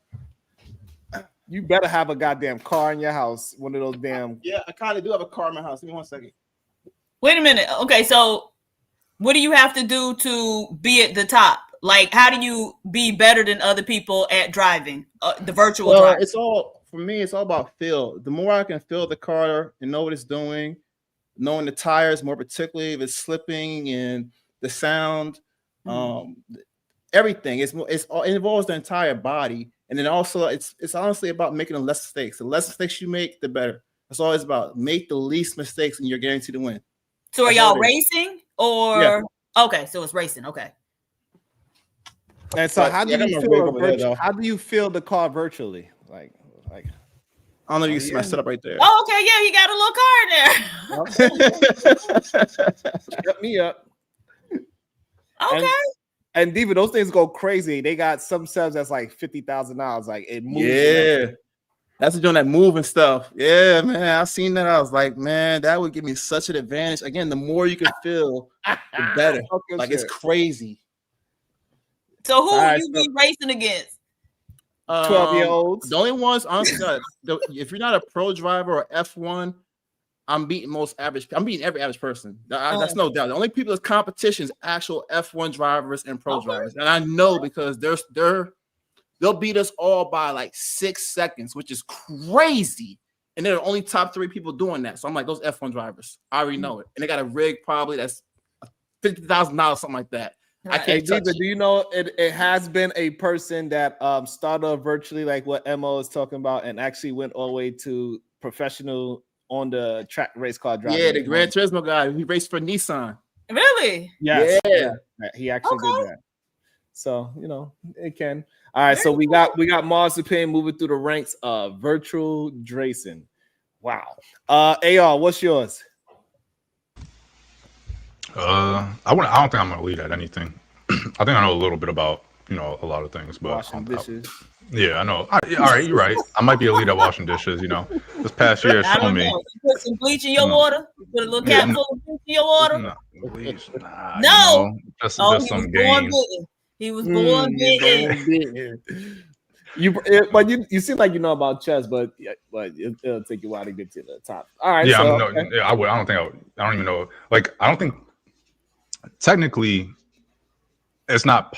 It's theoretically it's possible to become a grandmaster after a certain age, but if you didn't play chess as a youngin, then it's never been. I don't think it's ever been done. Like, you have to have played chess as a young person, as a kid or something, to be able to become a grandmaster later on in life. But if I try to start now, the likelihood is the odds are against me. But I don't think when I just looked it up, it's never been a grandmaster that drive a Honda Accord. Like, that's never. You know what? I should be the first. I should be the first in 2 different ways. MJ, you got something that you studied and you got really good at? Not necessarily. I don't think I have ever gotten to elite status in anything because I'm kind of like a jack of all trades, but a master of none. So I like to just know things too. I guess enough, just enough to basically talk about it, explain it, maybe even, play it. So, but not actually as like a teacher, really teach in that kind of way. Okay. What about you, Diva? Blackness. PhD, but you got a PhD. What do you have a PhD in? You're already a teacher. But I'm saying, like, what I have studied and became elite at is blackness. Okay. I can always tell you something about blackness you did not know. Okay. Oh, so like history or anything. It could be culture, it could be history, it could be trivia, it could be, jokes and shit, anything. You know what? One day, Miss Diva, we gotta exchange notes on human behavior. Okay. Hey, no, I'm serious. Do anybody know the full quote to Jack of all trades and a master of none? I have seen it, I've read it, but I don't remember it. Marvelous is thinking, so he don't know. I don't know. AR? No. Oh, yeah. But it's something about being better than a master of one. Yes, that's the full quote. But oftentimes better than a master of one. That's what it is. Right. Yeah. Me, I was really excellent, and I still am. I'm doing it. You know what? Take this man's phone. Something is wrong with you. No, but I was really excellent at 2 things. I was really good. I DJ'd at a very high level. Okay. I even got all the way up to like trick DJing and battling and trick DJing. Like really like challenging people for money and everything like that. Also, I got really good at club DJing. Like, I was really at a really high level DJing with millionaire DJs. Okay. Also, I got really good at dancing. Made it to a bunch Really? of yeah. I got What made kind to of dancing? Yeah, I want to know what kind of You dance. and damn puppy. I You was and pop puppy. like a motherfucker. Pop Damn. locking. That's what we're doing. Hey. Okay, now you gotta do something. You gotta do it. I was doing a bruck up.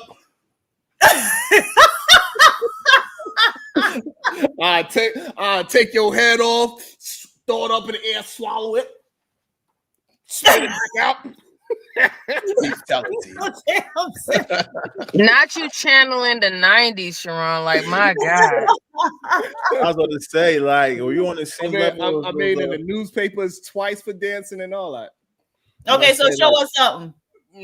Cut a little rug. Come on, cut a little rug. Nah, I can do a mean two. Hey, all old dances. What we can do is two-step at this point. That's it. Say you was twerking your ass off.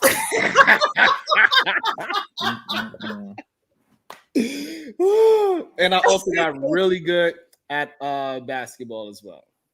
People thought I was gonna make it out the hood from playing basketball. Really? Yeah. At 5'11". Yeah. I was that good at one point. Were you 5'11"? Mm-hmm. That's I thought it. you taller than that. I ain't gonna lie. That's crazy. She just put you on blast. Those. All right. Everybody thought I was like 5'7". I want people to keep on acting like they can just beat me up. No, I feel like you just look like you tall because you skinny, so you got that tall, lanky look to you. So yeah, I mean, but I played like I was 6'3". Like most people that like it was difficult to guard. Like people couldn't block my shot. I could get rebounds over tall dudes. Like what position you played? I was a shooting guard.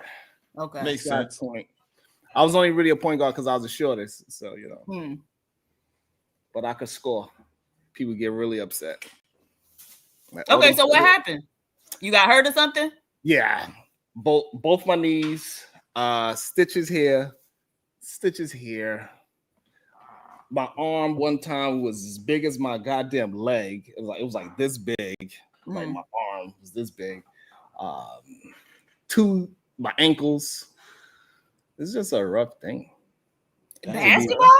Yeah, I caught a concussion. Basketball? Oh, you must have been playing at the damn Rucker or some shit. I did play there. He was at Roy Wilkins Park for M1 competition, just acting a hot mess. That's what you was doing. With hot sauce. I heard of breaking. I did play in Rucker, and I did play at the Cage. That's where a lot of overseas and professional players play. Mm-hmm. Yeah. And I'd be cooking them, but they both them dudes just too goddamn big. I get hit, I be flying. Like playing against 7-footers is ridiculous. These dudes is ridiculous. They jump in the air, you jump in the air, you go flying. You know what I'm saying? And one time this dude, 7-footer came, he tried to block my shot. I hit him with a move, mouth open, boom, elbow right to the head, bang. I jumped right up like I'm good. Y'all don't worry about it. He fit. Then we about to fight and everything. I'm like, we good.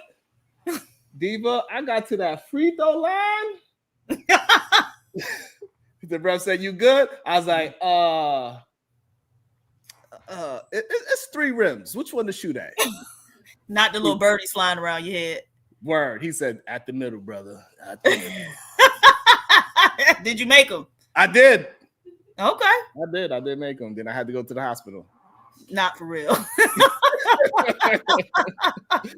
So because of basketball, I went to the hospital with different things all swollen. I never broke a bone, so lucky for that. But I went to the hospital 3 different times on dramatic things. Concussion, 2 concussions because I had my eye split open. The other one when I hit a pole, and then my knee got swollen because it's again a 7-footer. He grabbed me out the air and slammed me to the floor, and my knee hit the ground. What? Yeah, my knee was like that big. Couldn't even fight. I tried to fight. I jumped up, and my leg said, "Oh, really? Sit your ass down." Probably was a good thing anyway. He was 7 foot, like 230. What the fuck I was thinking about anyway? I don't know. He just dragged me out the goddamn air, and I'm thinking I was going to fight him. Stupid. Yeah, you're supposed to hit him in the balls. Then when he dropped, you got to kick him in the face. Yeah. So that's the other things I could have I was really proficient at. Okay.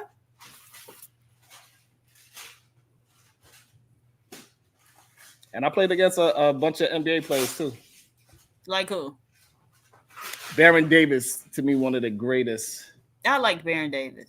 He is he was the first person I played against when I realized like, oh, it is another level. Like I thought I was a shit. I got humbled. And like you could see like, oh.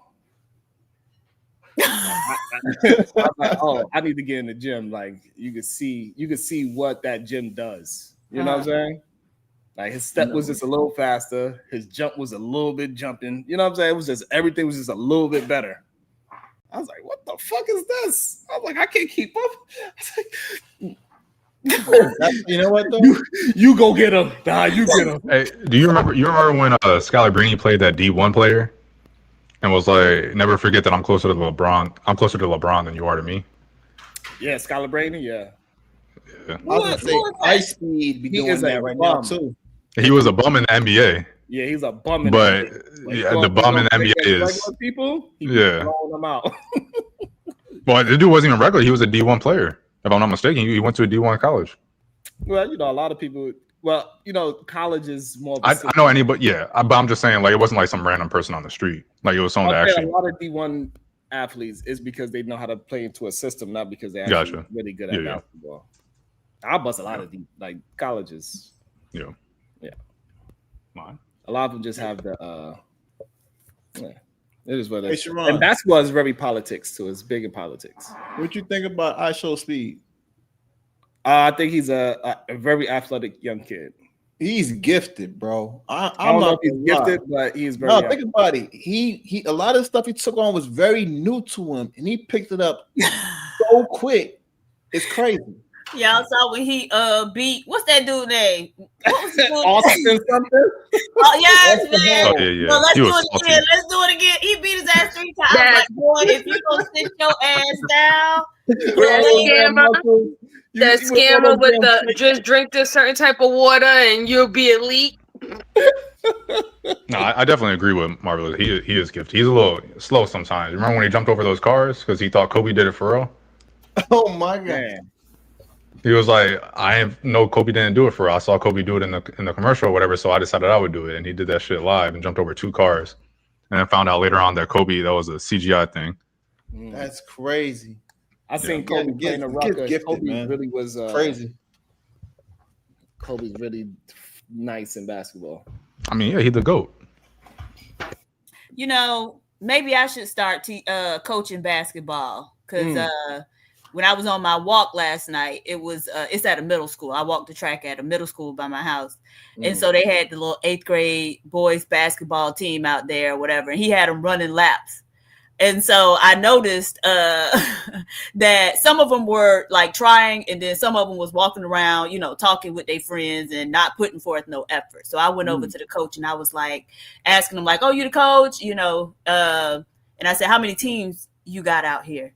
And he was saying, oh, well, it's that team over there. I was like, no, you. And he was like, just one team. I was like, you got one team? I was like, you don't have one team. You got more than one team.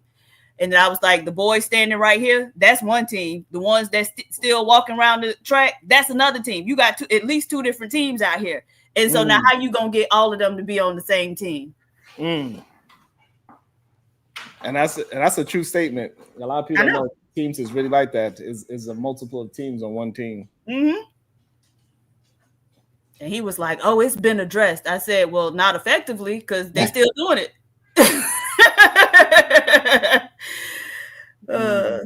I was like, okay, I'm gonna teach you how to get them all on one team.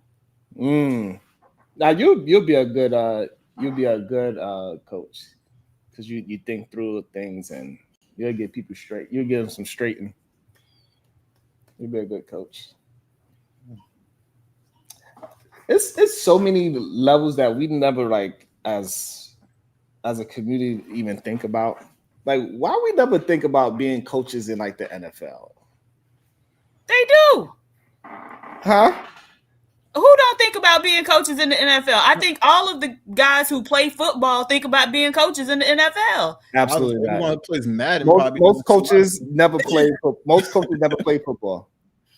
Right. But you got to have, like, coaching is like a fraternity, right? And so you got to know somebody in there. Like, that's why they get recycled a lot, right? So you get fired from this job, somebody will bring you on as their defensive coordinator.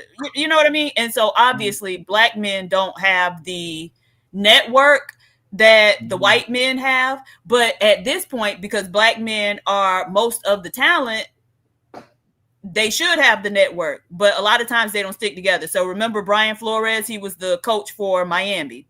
When the other black coaches were trying to sue, or they had something going on because they were saying that they weren't hiring black coaches. Yeah. Because he, had recently got that job, so he thought he was good. He was, saying like it wasn't happening until the Dolphins did some shit to his ass. Then he wanted to scream racism, right? Anyways, when he ended up leaving there, did he get another head coaching job, or did Mike Tomlinson bring him in? Because Mike Tomlinson do that a lot. If a black coach get fired, Mike Tomlinson will bring him on his team to coach. But, that's kind of how it works. And even like in college, and certainly getting called up from college or going back to college from the NFL when you lose a job or something like that. So it's a big good old boys network. It is, even in college. Right. It is. That's just one field, though, Sharon. But I would like for our young men to understand, like, you be a coach in the NFL. I'm talking about a low-level coach. People don't even know how many coaches it is in the NFL. People only look at it as head coach. The It's two probably like at least- coordinators It's probably like 10 coaches or more. on a team, because you're gonna have the defensive line, offensive line coach, the receiver coach. Who else? Cornerback, Linebacker coach. linebacker. Oh yeah, the quarterback coach. Okay, who else? I was gonna say, It's isn't Special teams coach. Special teams coach. They got a strength coach. Yeah. Man, that's probably the one that most people could probably really get into. And that's about like a quarter M right there. Strength coach. I want to be the mental conditioning coach. That's another one. NFL, come get me. I was gonna say, don't y'all think that that's in a sense, does it still contribute to entertainment? What? Being a coach of the NFL, doesn't that still contribute to entertainment overall? Yeah, but did we? I We guess. can't contribute to entertainment. No, but that's what I'm saying. But I was gonna go there. I was say, I think we pretty much are masters of entertainment already. He say, do something else, damn it. That's what I'm saying. Like, we got the entertainment down pat. Why he here driving the imaginary goddamn car? Yeah, that's some shit. I'm just saying, like, we can, like you said, we can go to the fields, and I'm like, yeah, I would love to see, honestly, like an Elon Musk or something. Honestly, I would love to see some scientists. I'd like to see some computer science come into play. I started studying computer science because I was actually curious with new technology, and they just introduced What new makes you chip. think Elon knows anything about computer science? I mean, personally, I think he just copy paste things from Nikola Tesla, but that's just another story. But I mean, he stole that company. But yeah, that's what I'm saying. Like, that's what I really I mean, think. him and another dude did build. Him and another dude did build PayPal. So, but they just stumbled upon something that the world needed, and that's how he became rich. Yeah, again, He wasn't even attempting to make PayPal. But that's how a lot of these companies start, right? Yes, You start exactly. doing one thing and you find like, oh, well, this was hitting, and so you pivot to that. Yeah, that's exactly Yeah, but I'm saying that he ain't no goddamn engineer. That he just No, but I would say that someone has to know at least the bare minimum or a certain level of whatever subject it is if they're going to be CEO of that company and succeed. That's bullshit. If you think so. I swear to God. Well, I do agree with you though, Marvelous. Because I've been looking for a software developer who can do front end and back end for the better part of a year.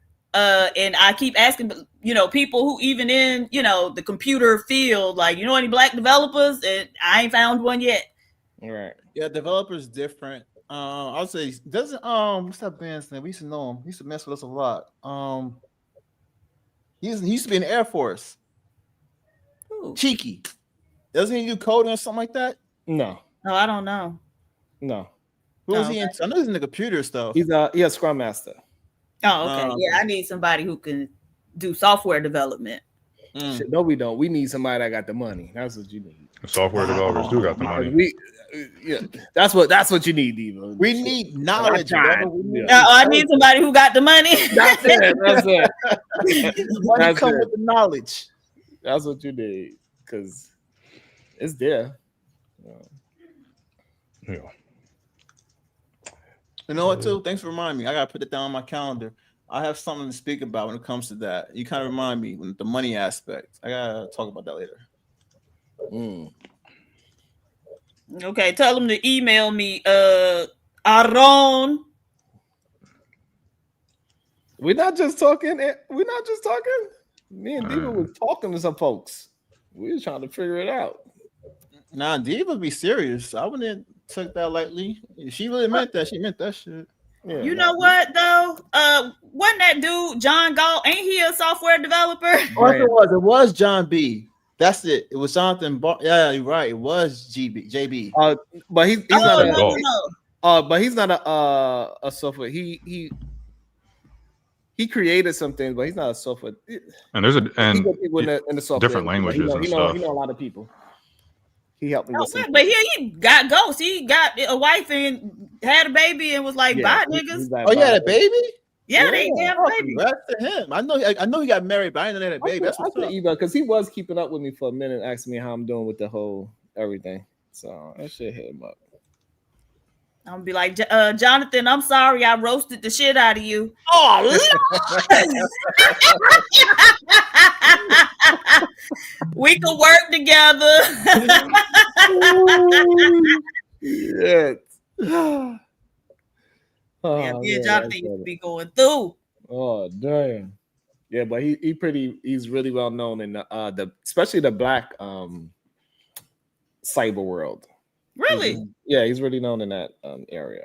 All right, Jonathan. Yeah. Sure. Like I said, I'm only just learning about this stuff now. Somebody say E-Black a programmer. I ain't messing with no damn E-Black. Hell E-Black no. ass. Hell no. he up on Instagram taking pictures in the bathroom. Hell no.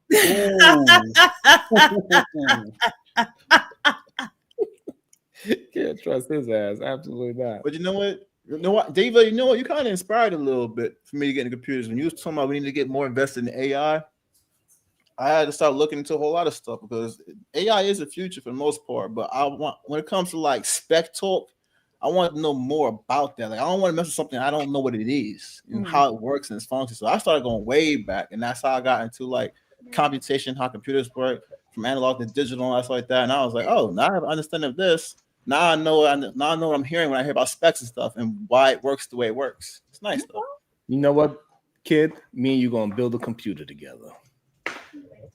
I don't want to do that, man. The last that shit had 208 billion transistors. She always be looking at me like I'm crazy. She's like, you always want to build something. You want to build something from scratch.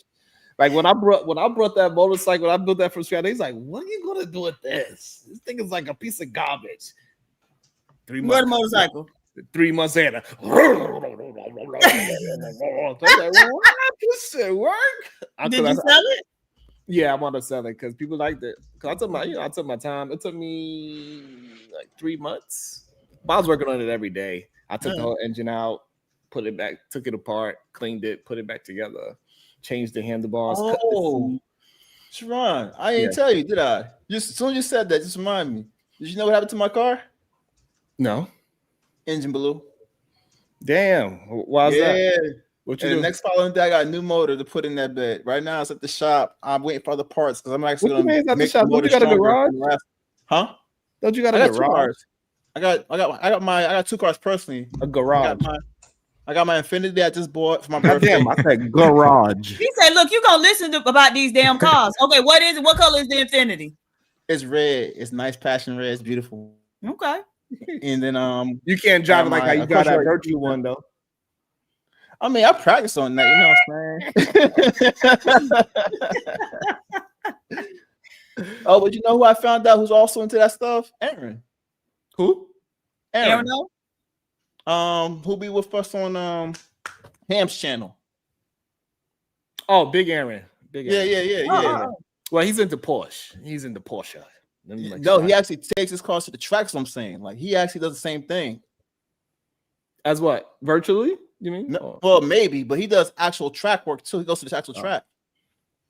So, how did you blow your motor? What did you do? I believe it was something already wrong with it. There was oil inside of Bank 4, and it's more. It's like, think of it being like eternal bleeding, basically. One of the gaskets inside of the motor had went, not the head gaskets, something internally had went, and it was oil where there wasn't supposed to be oil, like where the spark plugs is at, and spark plug number 4. And they showed me, and I was like, oh shit. Oh, so they cleaned it out, whatever. But I knew it wasn't running right. Next week, 1 week later, boom. And I was on the side of the road. And I thought it was just coolant because there's like a little bit of white smoke. But then I looked and I saw a little piece of metal on the ground. No oil, which was crazy. That's how I knew it was an internal issue. And I was like, damn, my engine's going. And I was sad, but not too sad because I kind of knew this day was coming. That's why I bought another car. But you're getting it fixed, right? Yeah. It's brand new motor being put in right now. We're actually trying to build that motor up so it doesn't have the same issue. So we're going to put this gasket on there that should, on the new motor, that should make it support stronger. An oil pump again, everything to reinforce the oil issue, so it does not have that problem again, and I should be good. Okay. Is that something common with that particular car? No, it's not a. Well, yes. Yes, it is. Once you get to 100,000 miles, they tell you to go check that particular gasket because it may go. And again, I knew it was going to happen at some point. That's why I took it in to get checked, and I couldn't catch it in time. Okay. But that's why I need some more time. I need to get some more money so I can sit down and just build shit. So I want to build my car from scratch. I want to build it from like completely scratch. I'm talking about when I say scratch, I ain't talking about just. I can sell you my my Z28. I got a 1969 Camaro Z28. If you want that, it's got everything still unboxed, clean to go. It's got put together. It was my uncle's. I think it's a drag car too. It's a dragster. I don't do drag. That scares the shit out of me. But if you want to take that, we can talk numbers. You know what I'm saying? You can just come by and pick it up. But he gave it to me though, so. And you gonna sell your uncle car that he gave you? He wanted me to build it, but I told you I'm scared of that thing. Like, I'm not lying. Okay, like drag cars are fast as shit. What kind of? It got drag wheels on it? Yeah, everything. The parachute, everything, man. It's the whole bit. So it's already built. No, it's not. All the parts are ready to go to put together. The bodywork's done. The motor's on the side. Everything, the tires, everything is ready to go, boxed and ready. It's got pieced together now. Email it to me. All right, I'll talk to my uncle. I'm pretty sure he might not like the fact that I'm selling it, but no, I just want to see some pictures. Oh, okay, I got you. I'll send you pictures to you. Yeah. My loctician's dad, he has a shop. He rebuilds heads. Like, so the mechanic shops will send engines over and he'll rebuild the head. But he's an old man now, and he got like a garage at their house. They got a pretty nice lot or whatever. And he getting ready to sit down. So I was telling his daughter, my loctician, like, we finna start a school. Your daddy finna teach these young men how to build heads. So she trying to get him to go along with it.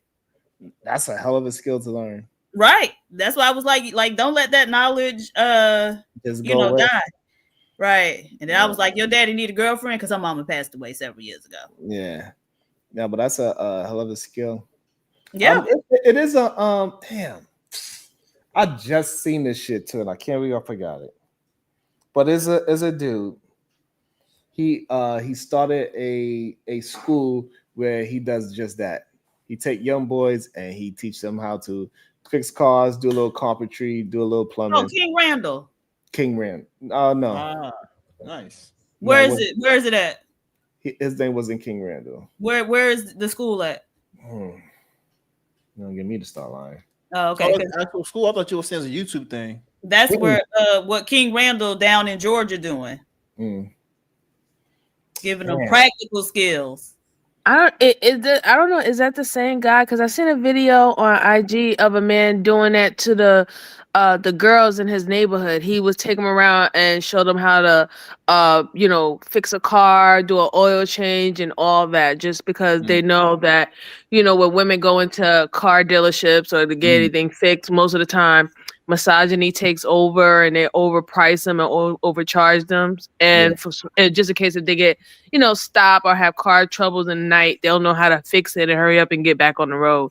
And like all those things is great ideas, but like in my mind, for me personally, I would need so much money to be able to do that. Why? All right, Omar. Because I need the amount of time you're gonna be spending teaching. Like my money gotta be so long that I ain't worried about $1 ever again in life, and the way how I live and eat. Wait, so you mean like to open up your own spot and start working on cars, or no? So I could teach people. So like I could teach the youth and say, "Hey, come here. I just bought this car from Marvelous, and we're gonna build it." And have a whole bunch of kids come and learn practical things. Okay. But the way you do it is you start a school and so it's like a technical school, so they can bring their student loan money and come learn from you. So you actually can make quite a bit of money from it. You got to have a lab set up, have a garage set up as your lab. That's it. Most stuff you could do on computer as far as classwork, but yeah, just set the lab up at your house. It's something practical, it's close to you, and then set up the class online. I don't want to see. Yeah. I already don't sleep. I'm gonna say, I'm already up at 4. Like after this, I'm gonna take a nap. I'm up at 4 in the morning. Damn. I was gonna say honestly, I'm not even trying to angle out. I work on my car. I don't want to do this until I get older, man. This is why I'm kind of passing on to you if you want to take the car, because my lower back to get me, dog. I ain't gonna lie. I'm like, damn, well, I got pain. My knuckles get all busted up and stuff. I'm like, yo, this hurts now. When I was younger, like this wasn't hurting like this, bro. I ain't trying to do this in my 50s and stuff, bro. Damn that, bro. Now, I like to build things, especially if I have time to. Like, I want to build a computer. I want to build a couch. I want to build this. I want to build that. But that's what build my own boots. What's the name of it? Oh, the miseducation of the Negro. That's like one of the things it talks about, how Black people have been convinced, and he wrote this back in the 30s or something, to go into like superfluous fields rather than those practical skills that we actually need, and where we can employ ourselves and provide for our basic needs and necessities. Right, sewing is like why did sewing leave men? Sewing. Why did sewing leave the gender of men? It left Western society. It's still prevalent in Europe. Like they still have those fashion houses where they build men's suits and stuff from scratch. Yeah, but like, because even just because like I want to make boots and sneakers and stuff. Like I gotta learn how to sew properly. Oh, like a shoemaker? I don't want to be, but I'm saying, but all that shit is really just basic. Trade. If I want to make if I want to build my own sweater, t-shirt, jacket, pants, whatever, all that shit is sewing, and we was taught that sewing is some girly shit for some reason. At least that's how I visualize it. I think I know why it came out to being some girly thing. It's my theory, but mostly because when you look at fashion, right? It's like, okay, you're just doing things that make it look nice. It became like an artistic expression. So it's like, okay, you have time to be artistic and do shit. Sharon, you know, oh wow. But anyway, I was saying, like, so it's like they look at it kind of feminine, like, because you being artistic and expressive. It's like, why don't you come out and do some real work? You know what I'm saying? So I'm thinking like maybe it came off something like that. Like it's a luxury to turn what was practical clothing into a fashion. So now you're just basically having fun with it. Yeah, but I think even like, because sewing, it used to be a lot of women, Black women who sew. Like if you go back a generation, certainly two, most Black women could sew, right? So my grandmother had 9 children, 6 of them were girls. Every single one of them can sew you whatever, like an outfit, whatever. But we never knew that because they never taught us how to sew. Like I didn't know my mom could sew until a few years ago. Mm. Right? She got an old singer in there and everything. And that's a very practical skill. You can always make some money if you know how to sew, right? Yeah. Yeah. You And can do a so- lot but- with sewing. You can do a lot. Right. And so we've been convinced that these, again, practical skills that where you can always make you some money and you're able to provide for your community, like we can provide for ourselves. We've been convinced that, you know, going and becoming, you know, some Software frivolous shit. engineer or whatever, right? You know what though? I would say this though, Sharon. When I think of tailoring, I still think of men tailoring. You know, when you get measured up and they cut it, I still think they do it. I don't think there's any like less masculine, by no means. You know what I'm saying? So there's that. Yeah. So it's easy. It's the cutting of the patterns that is a little more difficult, at least for me. Yeah. Especially specific patterns. It's not like your regular A lines and stuff like that. Like if you're really trying to, you know, get nice with it, and then what type of knowing the proper stitching, like what type of proper stitch to use with certain garments, you know, those are things you have to, you know, look into. You know, it could have just been brainwashing, Sharon, for the most part. That would give you the perception that it was kind of a girly thing. You know, like watching cartoons and seeing an old lady stitch a quilt or something like that. You know, it's just the common thing. You don't really see sewing people actually doing that kind of stuff in real time or in movies like that. Only time you saw was in cartoons or something like that. It's always grandma knitting or something like that. So it's more of a caricature that we see it like that. Wait, wait, are you saying, Reese, are you saying Nightish can sew? That's interesting. That is very interesting. And I want to learn how to be you know, a blacksmith as well. I want to make my own knives. And all different kind of metals and make You my know own. what? I want to know where you can actually gold find chain. metals. Like Yeah, I where want can to you make my find some own gold ore? chain.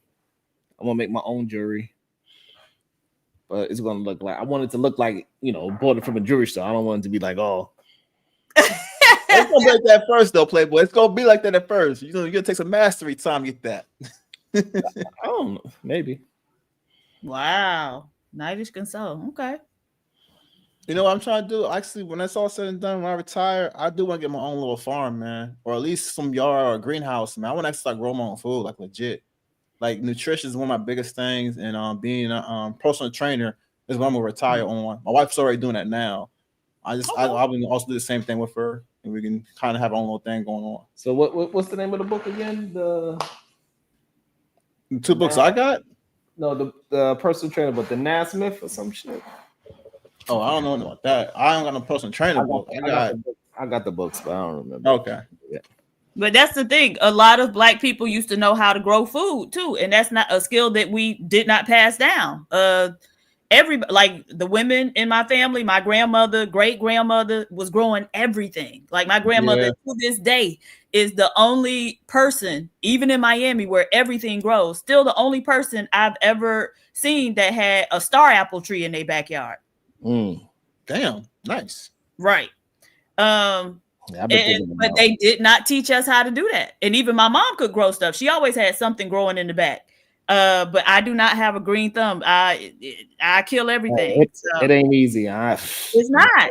It's not. And you really do have to like talk to the plants and you know all that stuff really does work.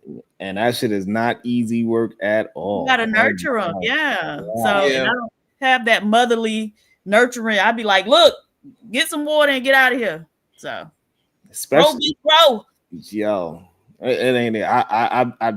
I tried and failed plenty of times to have a green thumb. Plenty of times. But that's important, you know, especially now with all the shit they putting in the food, you know? Yes.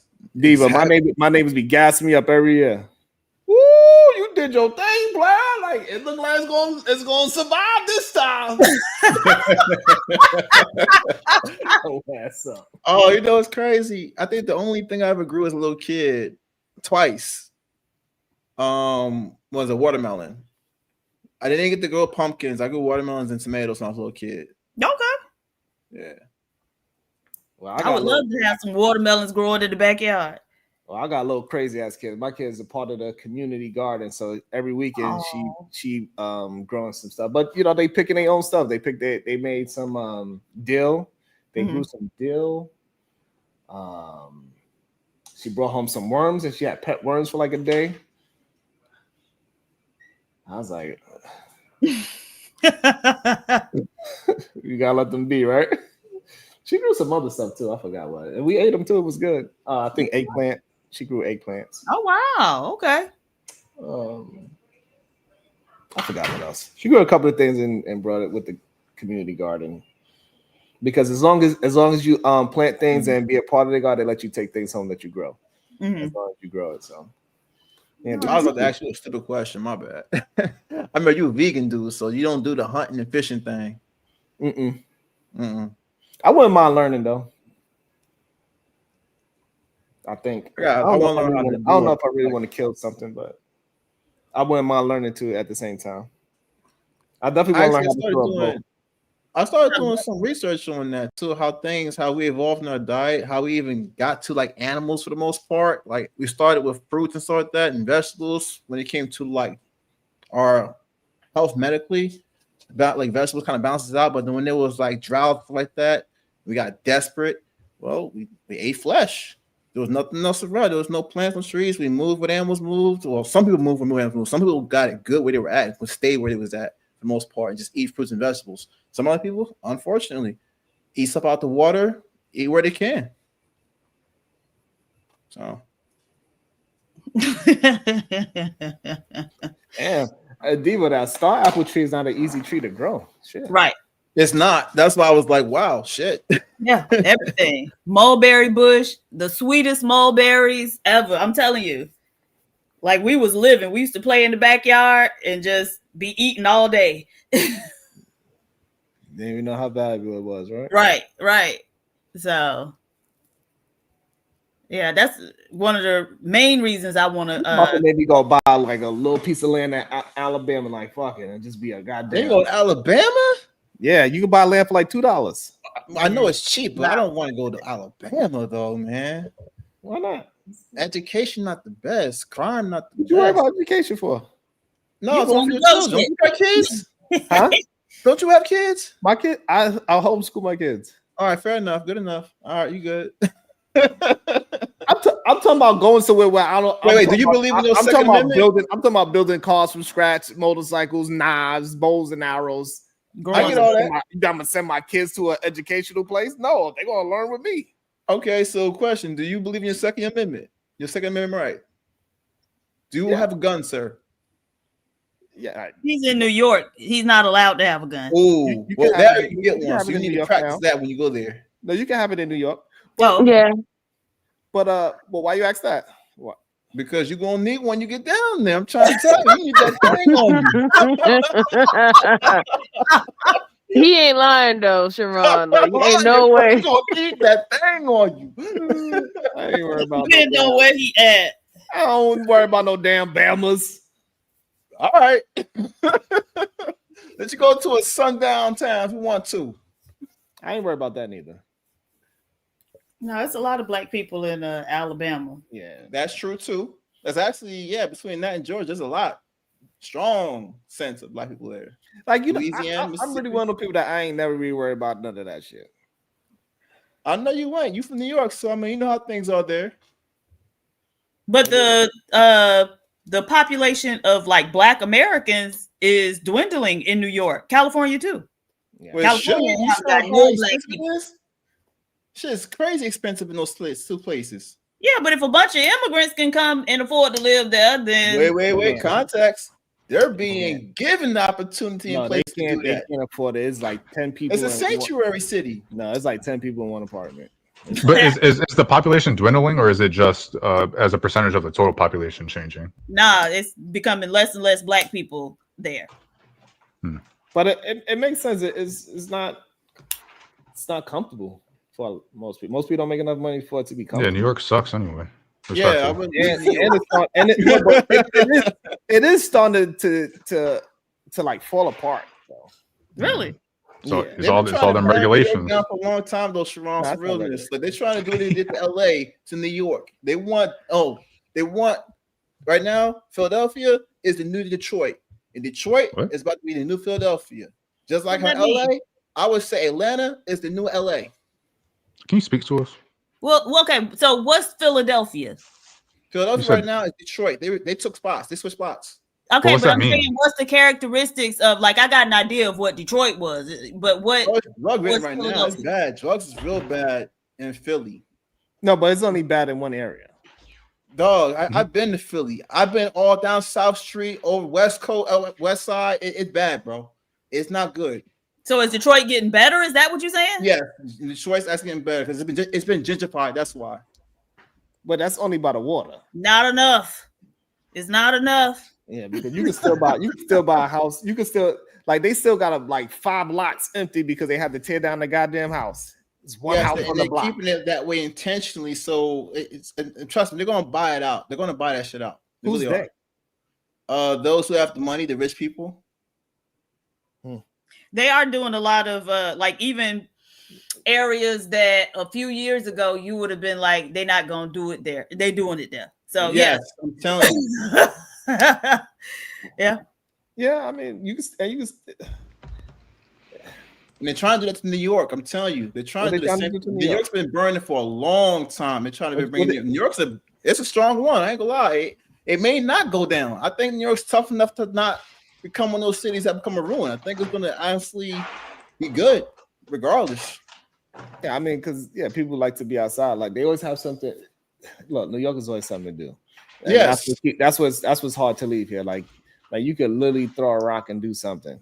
The parks are amazing out here.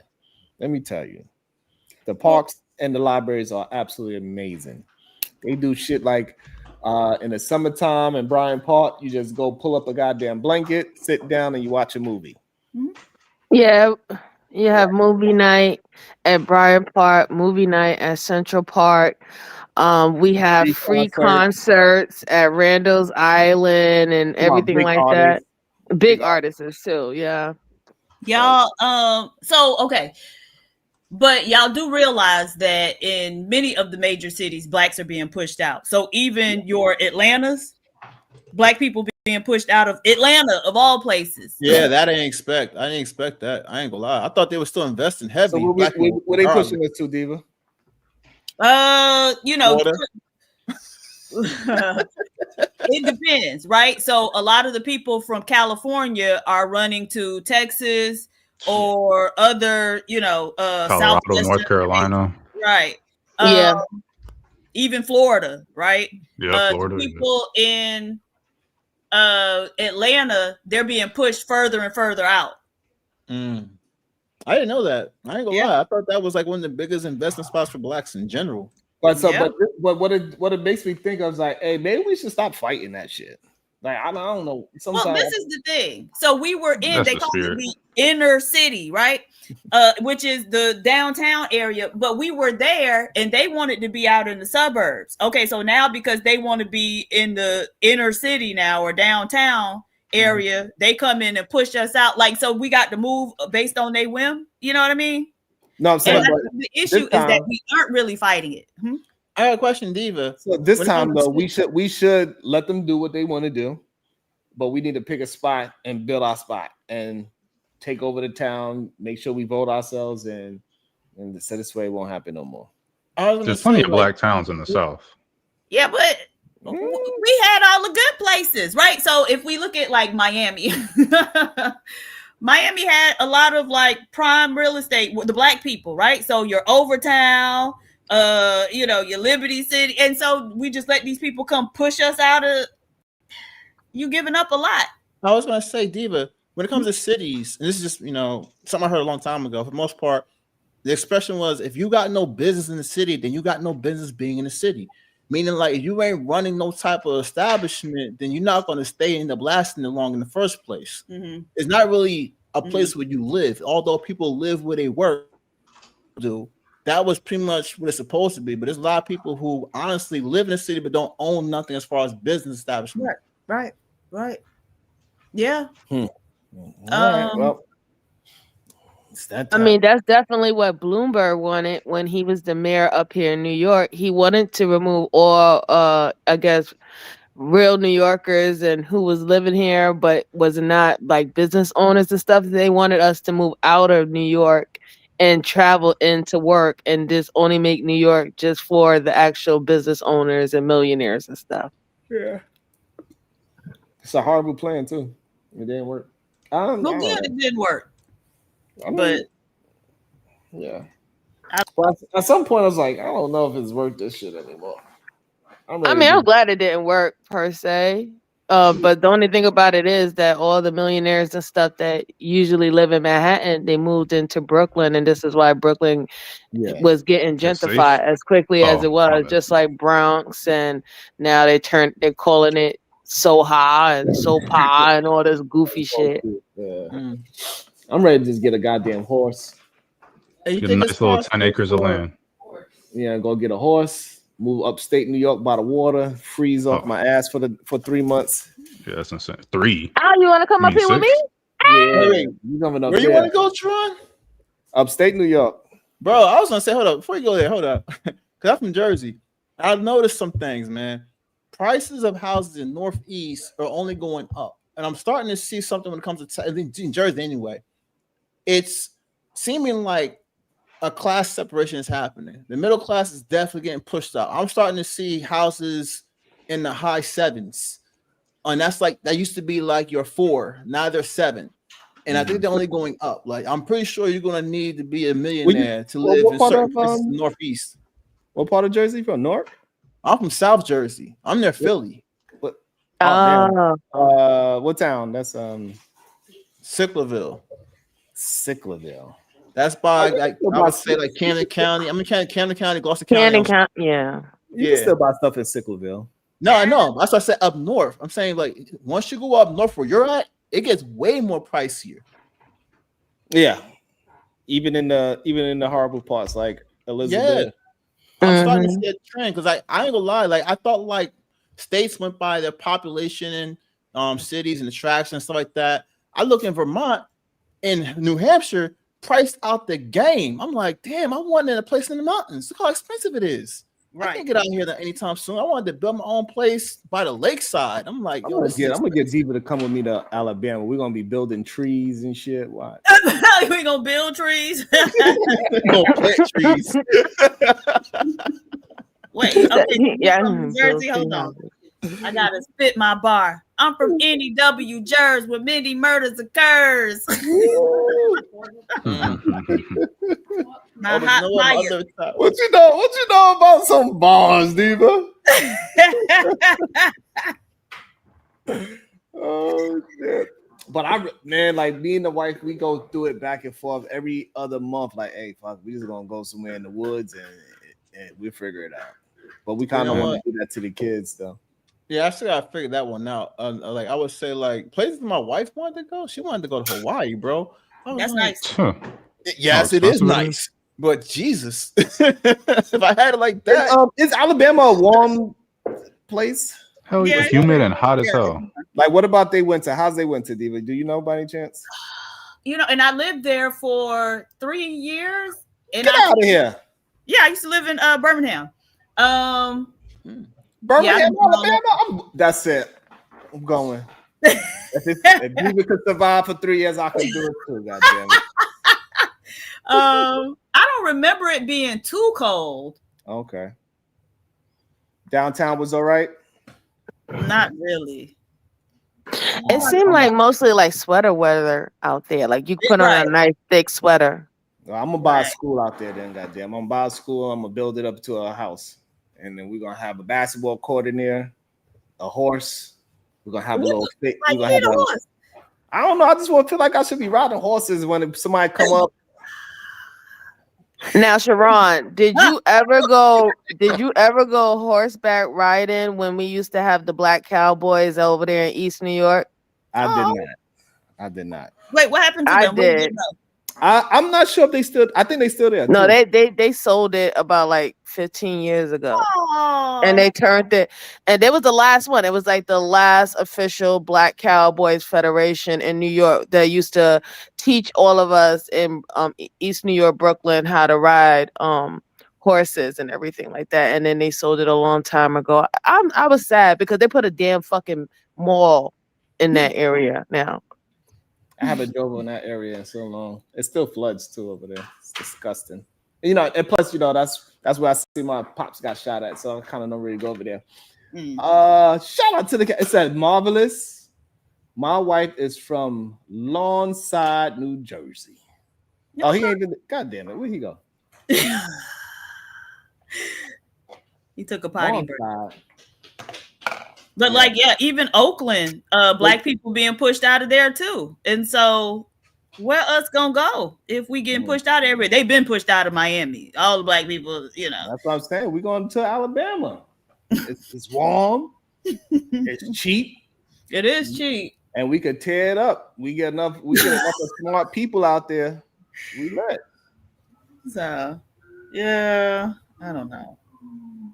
It's sad. Because that's what we really need. We need something that's decently weathered so we could grow some stuff and we could be outside teaching and we're not killing ourselves on building this shit up too.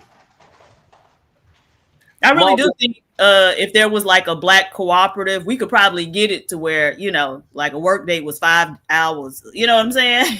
Maybe 4 days a week, you know? Hell yeah. And we could figure, like, if we did get enough people to say, hey, all right, this is what we're going to do. It's going to be tough. And really, the truth of our labor is going to go to the next folks for real. Because that's the truth of the matter. Isn't that what they were supposed to be doing in we're going to be Georgia? the ones building it up. You know what I'm saying? They better put my statue in the middle of that city, though. I tell you that. What happened to that stuff that was supposed to be happening in Georgia? They there. Oh, okay. I got a message for you. Somebody sent the cash that said, Marvelous, my wife is from Lawnside, New Jersey. You know where Lawnside is? Yes, I do. It's not far from me at all. That's actually where my uncle lives. I don't know on the Lawnside. And maybe you know his wife. Jersey is like that because, like, you know, it's small. Yeah, it's small, but heavily populated. That's why Texas is so hot. But Jersey's not small though. Nah, you could drive at least 3 hours in Jersey and never leave Jersey. It takes forever to get the hell out of Jersey to get to the next state. 2 or 3 hours is not a big state, bro. No, wait, Sharon. If you take the Jersey Turnpike, it's only an hour and a half. If you take the Jersey Turnpike, it's an hour and a half. That's even worse. Yeah, but that's not a big state. That's New Jersey, sir. You're not going to convince us New Jersey's a big state. It's got to be in the bottom 25 of size. Absolutely of state sizes. Yeah. Unless if you can't ride 7 hours and still be in the same state, it ain't big. I bet you I can name. I can name 10 right now. I think that are bigger than Jersey. Yeah, if you're saying 7 hours is the limit, then it ain't big. I'm not saying that's kind of crazy, but I do agree that like 2.5 hours and being in the same state, I drive 2.5 hours just to get to Charlotte. You know how many hours you got to drive to get out of Texas? Yeah, you got to drive like 12 to get out of Texas. But Texas is a country, though. Right. Yes, it is. Texas is a country, though. Yeah, New York is a big state too. Yeah, New York is big. Pennsylvania, New York, big as well too. Absolutely. Yeah. It literally takes about 8 hours to get all the way up from upstate New York, like close to Canada, to get to the city. That's how big it is. Look, New York is so big, deep that you drive out of New York to drive right back into it. Yep. It's crazy. I'm scared of this place. I don't know why. That's Somebody wild. gonna New get York me. is huge.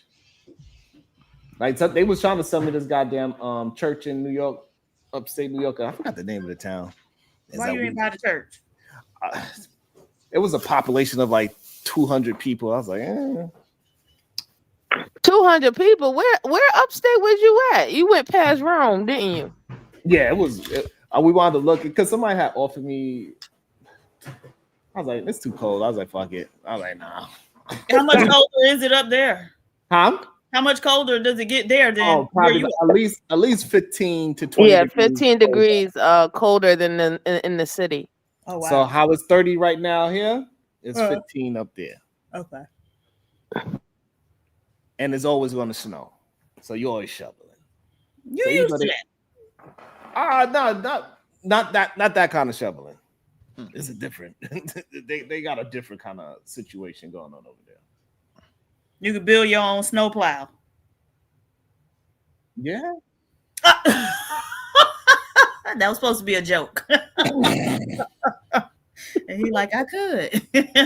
So Sharon, you ever think about like any other country you would want to live in if there was an option? I was thinking Italy.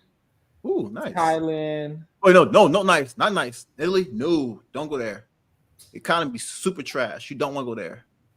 Well, see what we're not gonna do. I'm talking about moving to Alabama. You think I care? If... No. I'm saying Italy is not good. It's not stable. They got a It's beach, not goddamn stable. Bro, you were tripping. Italy is amazing. No, I'm not saying it's not an amazing place. It's that the economy is not stable. Like it really is not good. Right I now. mean, you know, If tomato. not for Germany, they would have already been a third world country. Tomato. Yeah, You know what I'm saying? I'll build some shit. Alabama would be a third world country too if it wasn't for the rest of the states. You know what I'm saying? Marvelous, I'll build something. You know what I'm saying? But Italy, Thailand, Who said that? Japan, and Bali. Japan, go there. You'll love it there. Trust me. You'll love it there. Y'all learn I'm just Japanese scared of though. earthquakes. I saw something about Bali, and now Bali is very nice. You know, it's beautiful. I don't know if I want to live there though. No, it's good for a vegan. So, you know, South Africa is very nice. Shit, it is. I don't want to see no shit in the street. That's crazy. Well, you know, the white man does, so they got toilets until you get out to, you know, the little rural parts where the Africans be at. Oh, I mean, yeah, I'm gonna go with my cousin one day. She married where he from? Ghana. Yeah. Oh, do you think of anything in South America? Yeah, now you gonna see shit in the street there. Venezuela might be up for Did we sale ever soon. think about anything in South America? I don't think so. I thought about Brazil or Colombia. Colombia is nice. I thought about it. Little freaks. Yeah, it is a No, little horn not dog over that here. purpose, bro. My God. You think he's slick? Jesus Christ. The I two can tell two Diva countries. She knows Colombia. It's really not bad. Yeah, all right. I ain't moving to no country where girls got long clitorises. Nope. What? Yeah. That's DR. I thought that was DR. Which country is that? That's Colombia. They got Colombia long clitorises. Why do they have long clitorises? I don't know. It's like a pinky. I don't know. Oh my gosh. Okay. How do you know that? Why do you know that? Yeah, you got some explaining to do. So He does. Right. Diva, you got any final thoughts? Bye, y'all. Nothing wrong with being. Hype me up. Let me.